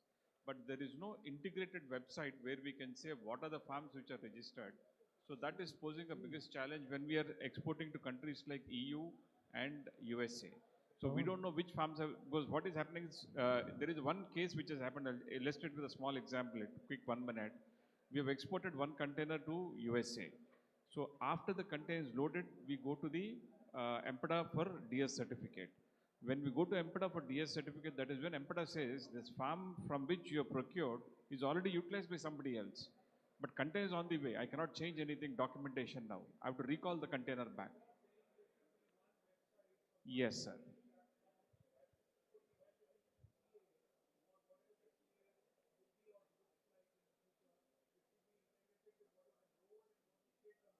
Yes.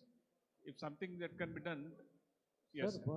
Sir, once the aquaculture authority is in place, it would be maintaining a national portal for registering of all the aquaculture farms. It will also onboard the data existing in different states, union territories, along with MPDA also.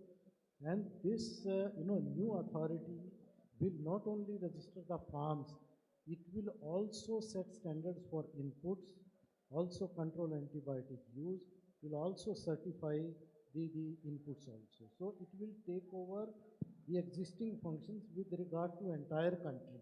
What CA is doing for coastal now will be doing for the entire country. Yeah. So we are trying to put in place a system at the national level for all the, all these requirements. That will be the best suited, sir, so that the minute we see the system, we know whether the farm is registered or not, we can procure from the farm or not. Yeah, that will really help us. Okay. Sir, one small thing, sir, here. For Coastal Aquaculture Authority also, DLC is sending the registration, sir. Because our district collector is the boss, sir, for the DLC. He is sending the proposal to Coastal Aquaculture Authority, sir.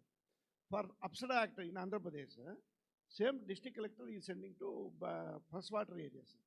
So both Coastal Aquaculture Authority and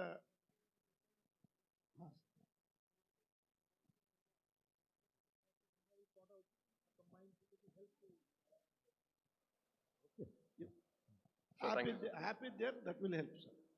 So, along with registration, the periodic licensing is also one area which also will need to be taken up.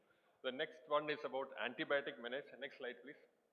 Which we have discussed in detail. Request that the antibiotic task force be activated in all states. That will help to improve the awareness, sir. Wherever the task force is active, the antibiotic residues issue doesn't come up much, sir. That is the experience. So this is something that can be considered. We are having the pre-harvest and post into pre-export tests also being done. So they have been effective. Next one, please. So again, a request for domestic brood stock. In the morning, Mr. Manoj Sharma spoke very passionately about it. We need to start the work on it, sir, because Ecuador developed it and they're having the benefits of that. So this is one area which we should focus on. So thank you, sir. And the next one. Sir, we would like to thank the ministry for the very proactive measure taken last year to liberalize the process for import for reprocessing and export, sir. That has yielded good results, sir. So that, if possible, can be considered in the long run for the aquaculture also. Now we are doing only for ocean catch. This is something which ministry can consider, sir. All the other matters have been regularly been taken up. One final point which I would like to mention is that we are happy to say that one member from the seafood export community became part of the Prime Minister's team that visited Norway, sir. Extremely happy. So please put a hand together for Mr. Jagdish Fofandi, who was part of the Prime Minister's entourage that went to Norway. So more such, this thing will be a huge morale booster for the export community. Thank you very much, sir. Have a good day. I'll stop now. Thank you. Thank you very much, Mr. Raghavan, and I will request Dr. Nilesh, Deputy Director, Department of Fisheries, Government of India, to come on the stage and present a memento as a token of gratitude to Dr. K. Raghavan and his team. We are thankful to all the team of Seafood Exporters Association of India Thank you very much for joining us today and for this presentation as well. Our next presentation is by Shri Pramod Madhavarajji. Madhavarajji is from Indian Fish Meal and Fish Oil Exporters Association. तो मैं उनसे request करूंगा कि वो please come, sir, Pramod Madhavarajji, on behalf of Indian Fish Meal and Fish Oil Exporters Association. He will be sharing his thoughts and experiences and whatever they are doing that. So after that, we will have one more presentation. I will request all of you to please remain seated, just cooperate and give some more time.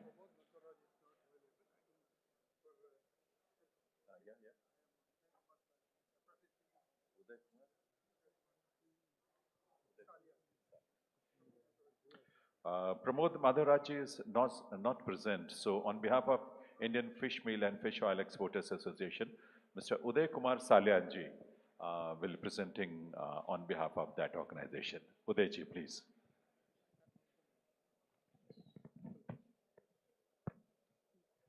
Good evening all. The Indian Fish Meal and Fish Oil Exporters Association, IFAFIA,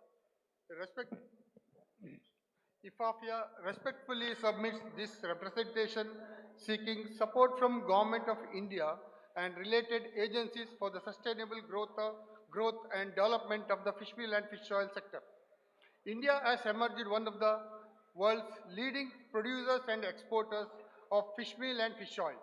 The sector contributes significantly to foreign exchange earnings, employment generation, value addition in marine resources, and livelihood of thousands of fishermen and coastal communities. The Indian FMFO sector has already achieved an export value of approximately $1 billion, demonstrating its importance to the country's marine export economy. The strategic policy support, sustainable resource management, infrastructure development, and stronger industry-government collaboration, this sector has potential to double its export value from $1 billion to $2 billion in 2031. To achieve this national objective, we respectfully submit the following recommendations for consideration by the Government of India and concerned agencies. 1. Sustainable utilization of deep sea resources. To increase the availability of raw materials and support future growth, India should explore and sustainably utilize deep sea resources, particularly mesopelagic fish resources. We request CMFRI and the Department of Fisheries to conduct workshops, awareness programs and stakeholder consultation with fishing communities, vessel owners, processors, scientists and industry representatives on a priority basis. Second is incentive for FMFO sector. FMFO sector should be provided with incentives and benefits similar to those available to other seafood export sectors. Registration of all FMFO units under unified framework. There are approximately 90 fish meal and fish oil manufacturing units operating across India. Currently, registration under MPEDA largely cover export-oriented units. For effective implementation of regulations, quality standard, traceability system and policy initiatives, all FMFO manufacturing units should be brought under unified registration framework under the Department of Fisheries or a designated nodal authority. This would facilitate better monitoring and governance, stronger coordination between industry and government. Fourth, recognition of international certification of sustainability standards. Fifth, dedicated industrial zones for FMFO industries. As fish meal and fish oil manufacturing units are classified under orange category of industries, obtaining suitable industrial land and infrastructure often becomes challenging. We request government to establish a earmarked dedicated industrial zones for marine processing industries, including FMFO units with adequate infrastructure and common facilities. Inclusion in cold chain and infrastructure development schemes. The FMFO industry plays an important role in marine value addition. We request Ministry of Commerce and Industry and related agency to extend benefits of cold chain, logistic infrastructure development and subsidy schemes to FMFO sector. Strengthening industry and government collaboration. At IFAFIA, IFAFIA remains committed to working closely with all government departments, research institutions, exporters, fishermen, feed manufacturers, and other stakeholders to address challenges and uncertainties affecting the seafood sector. We prepare to actively support government initiatives aimed at sustainable fisheries management, export growth, resource conservation, market development, livelihood enhancement for fishing communities. Last one, eighth, acknowledgement and appreciation. On this occasion, IFAFIA expresses its sincere gratitude to the Government of India, the Ministry of Commerce and Industry, Department of Fisheries, MPEDA, EIC, CMFRI, and all other supporting agencies for their continuous guidance and support. Their collective effort and enabled India to emerge as one of the world's leading producers and exporters of fish meal and fish oil. If IFAFIA remains committed to supporting government's vision and strengthening India's marine economy and enhancing livelihood of fishermen and coastal communities. We look forward to continued cooperation in achieving shared objective of doubling India's FMFO sector exports from $1 billion to $2 billion by 2031, while ensuring sustainability, resource conservation, employment generation, and global competitiveness. Thank you.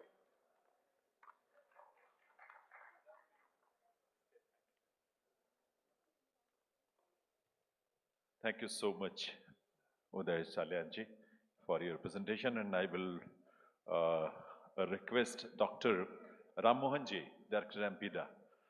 Please, I will request Ram Mohanji, Dr. Ram Mohanji, Director MPEDA, please come on the stage to present a memento to Mr. Uday Kumar Salyan, who gave his presentation on behalf of Indian Fish Meal and Fish Oil Exporters Association. Please put your hands together to express our gratitude on behalf of the department and on behalf of all of you, ladies and gentlemen. And I will request Dr. Ram Mohanji, please stay for a few seconds. And I will request Sagar Mehra ji, our Joint Secretary, Department of Fisheries, Government of India, who started this session with his elaborate presentation regarding the subject. So we are grateful to Sagar Mehra ji also, and we wish, I request Dr. Ram Mohanji, Director MPEDA, to present a memento to Sagar Mehra ji also. Joint Secretary, Department of Fisheries में हमारे सागर मेहरा जी, जिनकी presentation के साथ हमने शुरुआत की थी और सरकार की और विभाग की तरफ से जो तमाम काम हो रहे हैं, तो आपकी तालियां, please put your hands together to express our gratitude to Sagar Mehra ji, our Joint Secretary in the Department of Fisheries, Government of India.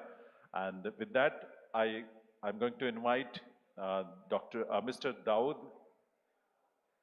Daud Said, who is on behalf of Indian Marine Ingredients Association, IMIA.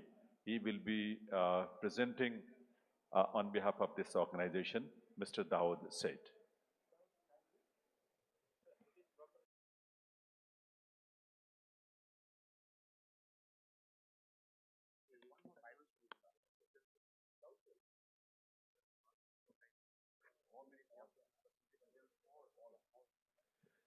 And I will request all of you, please remain seated, because after this presentation, we will have a group photograph with Honorable Secretary, sir, with all of you. So I will request all of you to be here after this presentation for the group photograph. And there will be one more announcement, but that will be after the presentation.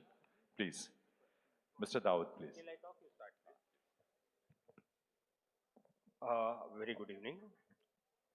I thank MPEDA, Department of Commerce, and our Fisheries Ministry, and one and all here present to understand the traceability from these lenses of marine ingredients in the industry.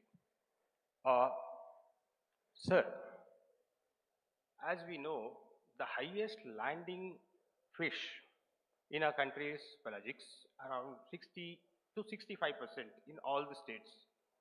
This fish is being used to process fish meal.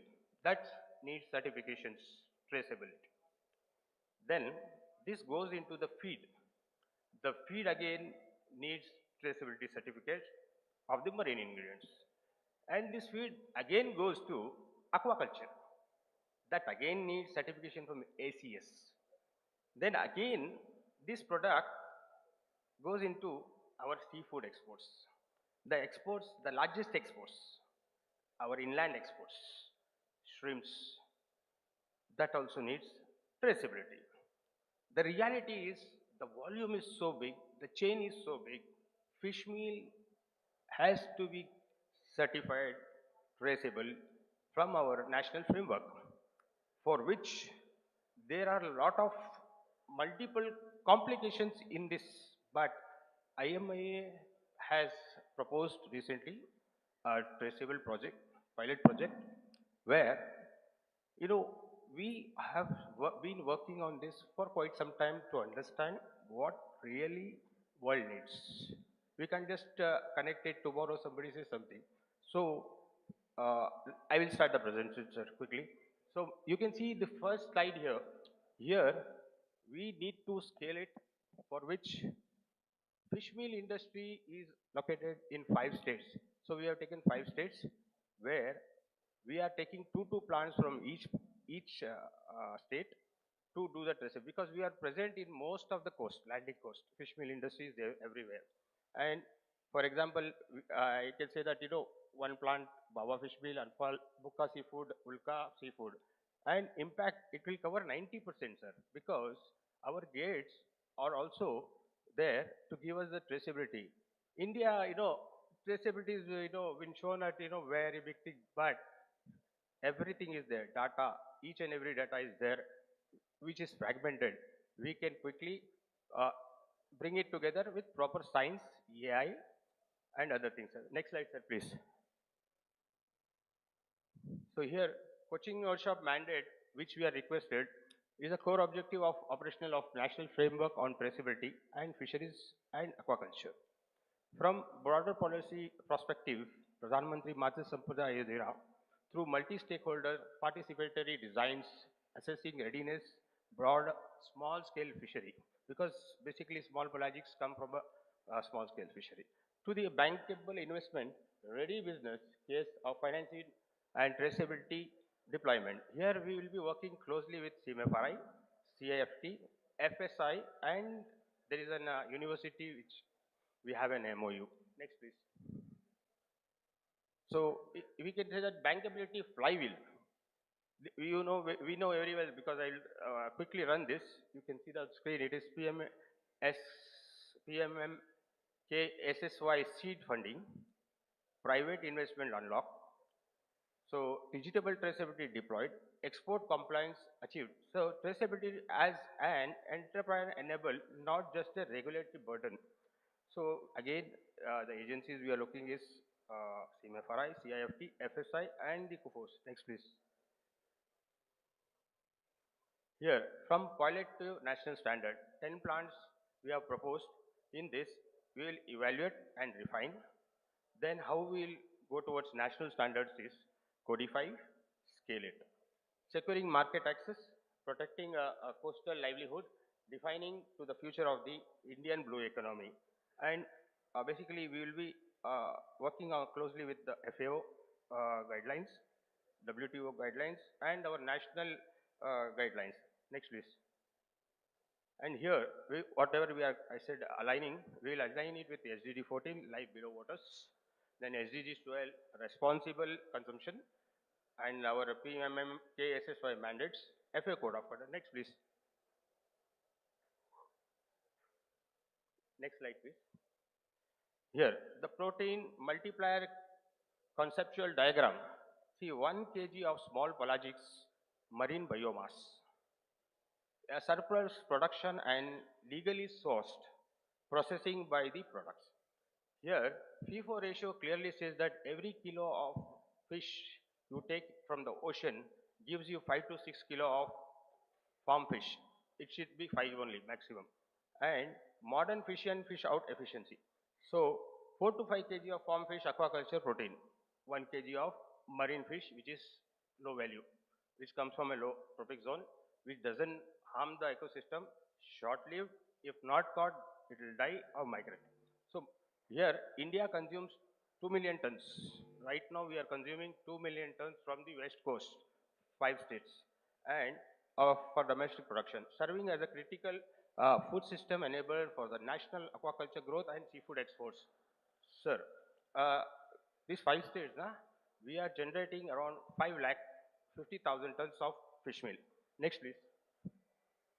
So there is a myth versus science.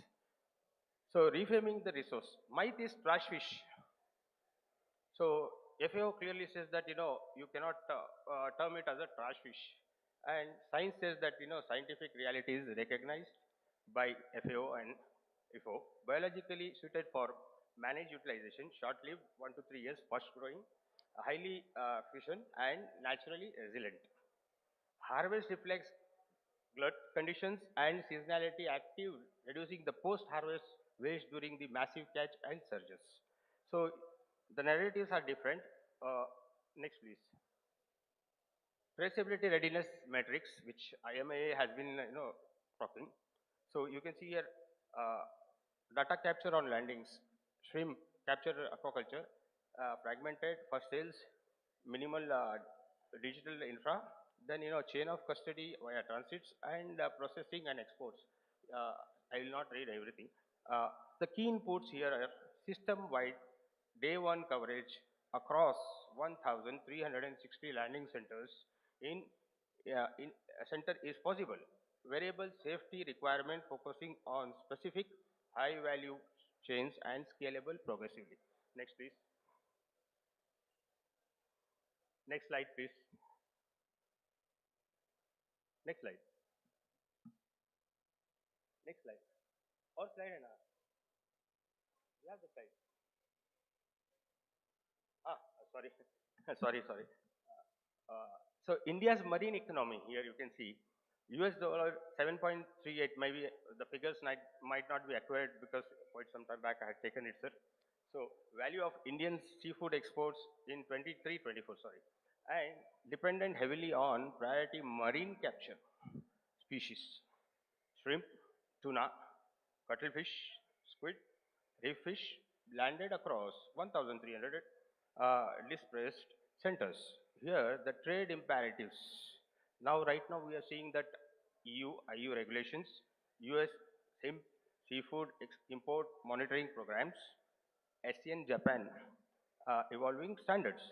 End-to-end chain of custody documentation is now non-negotiable. And conditions of the market are entire. Non-compliance equally, consignment, rejections, and systematic erosion of the origin reputation. Next, please. The investment blueprint, what IMA has proposed to the Fisheries Ministry, for this pilot, we may require 10 crores support under the schemes of NFDB and Fisheries Ministry, and our contribution will be there. Technical design, SOPs development and digital tools. Permit module development, for that we need 40% of the fund. Another 40% we need for capacity building, training and on-site pilot implementations across 10 plants and associate landing centers. INR 20%. Independent evaluation documentations of lessons and creation of IMIA scale-up roadmap. IMIA co-financing commitment, this would be cash, hardware, software upgrades at the plant level, infrastructure adjustments for zero waste handling, in kind, the management time, use of plant's infrastructure, and the organization's stakeholders training network. This would be our commitment. Next, please. And interstate permit system. See, what we are planning with this pilot is, we will connect our systems with interstate. Even for GST, there is a e-Suvidha. And also the toll gates can identify the product going across the state, cross-state. So here, quickly, is a landing generation, transit verification, and intake analysis. Next, please. Impact beyond the plant to socio-economic safeguards. Fishermen's welfare, anti-monopolization. That is very important for a large scale of growth. Today, our Commerce Minister Ji and all the Minister Ji said that monopolizations are not good for the nation. And here, next is capacity building. It is very important. Empowering the coastal communities through knowledge, voice, transparent market access. Next, please. Because very few people will access premium markets. If India's all the producers sell for a premium market, India gets more revenue. Ecosystem of action. Government regulations, Department of Fisheries and NFDB and MPDA, community research, fishers cooperative. So we need to have a proper collaboration. And PMMM SKY funding and the policy framework should be the center of it.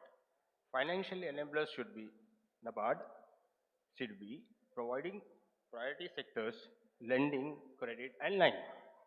Industry and technology partners, blockchain, QR, cold chain. We also have developed an MOU with 3 to 4.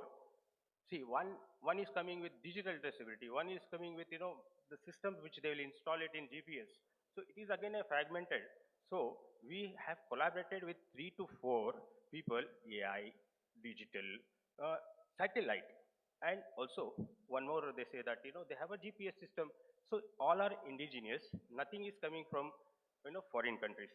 And key insight is true digital traceability requires as interoperable architecture, connecting artisanal fish fleets, cooperatives, societies, and multinational exporters. Next, please. Zero waste intake model also will be incorporated with this. First is human consumption, where high quality, properly handled fish immediately routed to the direct human consumption. Actually, I should have told that IMA has been telling on every stage that IMA is with the food first. Second, seafood sector, seafood exporters can IQ fit, cane it, smoke it for the small pelagics. And then is stems, byproduct captures. Third is reductions. Reductions is the waste generated. And digital verified small pelagic biomass arrives. The result, every kilogram of harvested fish is to put its highest possible economics and nutritional use, because zero loss. We have to use every gram of fish, whether it is for human or waste. Next, please. And traceability, circularity nexus. So I just wanted to show the identical digital data infrastructure. Export compliance needs data to legal sourcing, vessel ID, geographic origins, and the chain of custody to the satisfying EU-US borders. There, circular economy needs data on byproducts, utilization, spoilages, reduction, routing to direct human consumption versus reduction and near zero waste validations. By attaching the digital data to the legally sourced biomass, we simultaneously secure high value global market access, build a verifiable zero waste domestic bioeconomy. Next, please. The current state versus circular economy state. Current is linear model where it is fragmented, paper-based, high post harvest losses. IMIA proposes, it is only next 2-3 slides. Sorry, I have to do it, sir. Landing to the plant digital traceability, registered vessels, authorized centers, mandatory digital interstate transits, permits with QR. Because currently what is happening is some third-party certification bodies, they will allow us to do, in quantities in the state, but later on, after a few years, they will say that, hey, your landings are this much, you are telling this is the landing, then how much you produced, how much you certified traceable in Karnataka. So that is the major challenge, sir. So mandatory digital state or near zero waste protocols we have to follow. Temperature, time norms, routed idle fish, direct human consumptions, remaining biomass reduced to high value ingredients. Next, please. So this is infographic which I tried to show that how this engine can work. Traceable, the engine of India's fish meal industry. 2.2 million tons current consumption requires certification. Massive industry scale demands rigorous standards. Currently, we are going through that. Some third-party standards are coming and making more fragmented, which will have a challenges for our next generation. So ensuring end-to-end transparency with establishing established mode, domestic feed productions, global exports, domestic feed, the traceability mandatory for food security requires a high-value fish meal market. So, I will end this with a few words that I tried to say in the afternoon. World has 9% fish meal. Currently, India has 45% fish meal. Today, we are using 1/3 of fish meal domestically, 2/3 is being exported to Taiwan, Vietnam, China, those countries with their resource, with their feed, and with their, aquaculture. Why are they taking us? Why are they taking us? This is the question. And we are operating in only 5 states.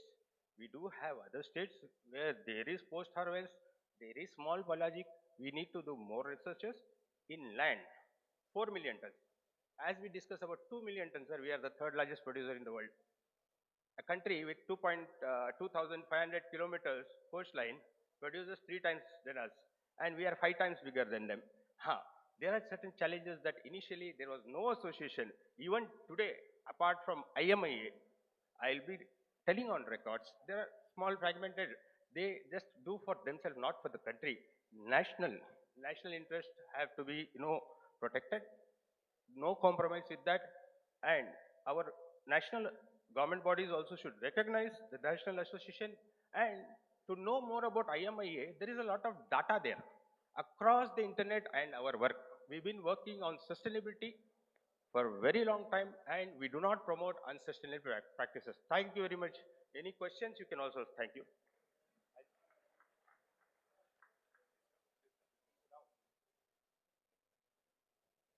Thank you so much, Mr. Dawood Seth. I will request Shankar Raoji, Director CEA, yani Coastal Aquaculture Authority, to present a memento to Mr. Dawood Seth with a round of applause from all of you, ladies and gentlemen. On behalf of Indian Marine Ingredients Association, IMIA, Mr. Dawood Seth gave this presentation in front of you. Thank you very much for being part of this 2 days national workshop on seafood export. Thank you very much. And now it's time.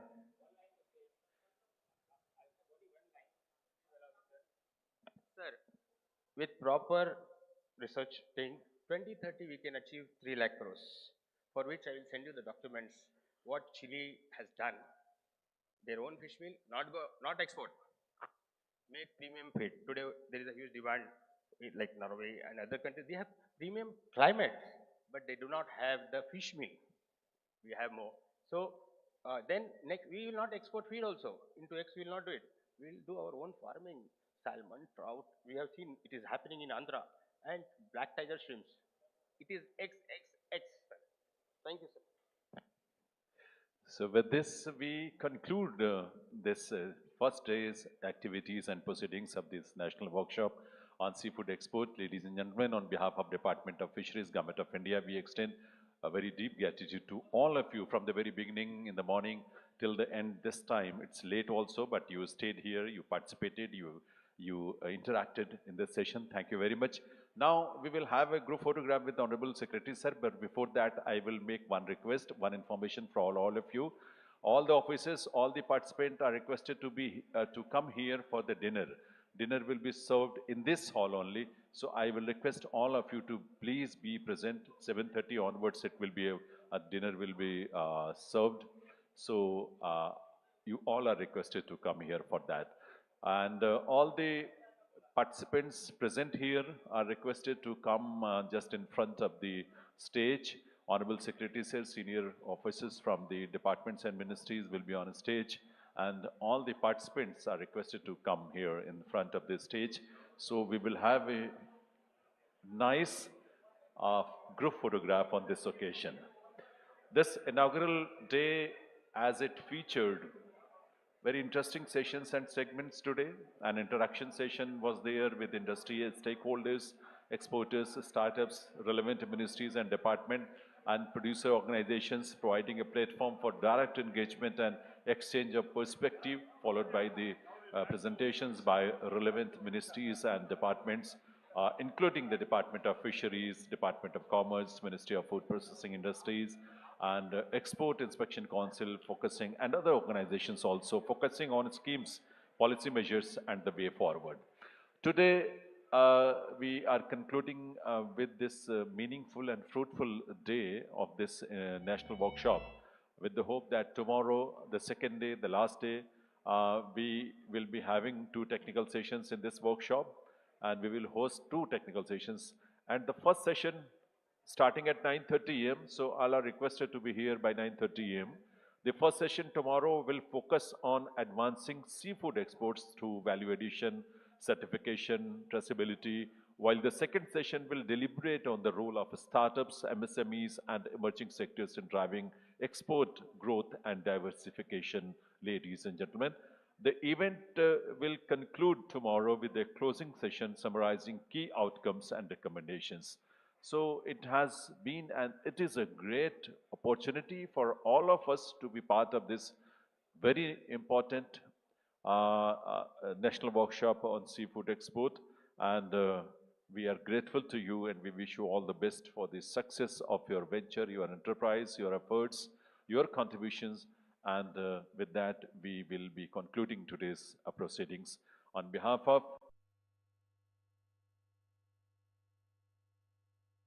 we extend we are grateful to all of you for being with us in this national workshop. Thank you very much, ladies and gentlemen. We will wait for you at 7:30 onwards for the dinner. Please assemble here once again and join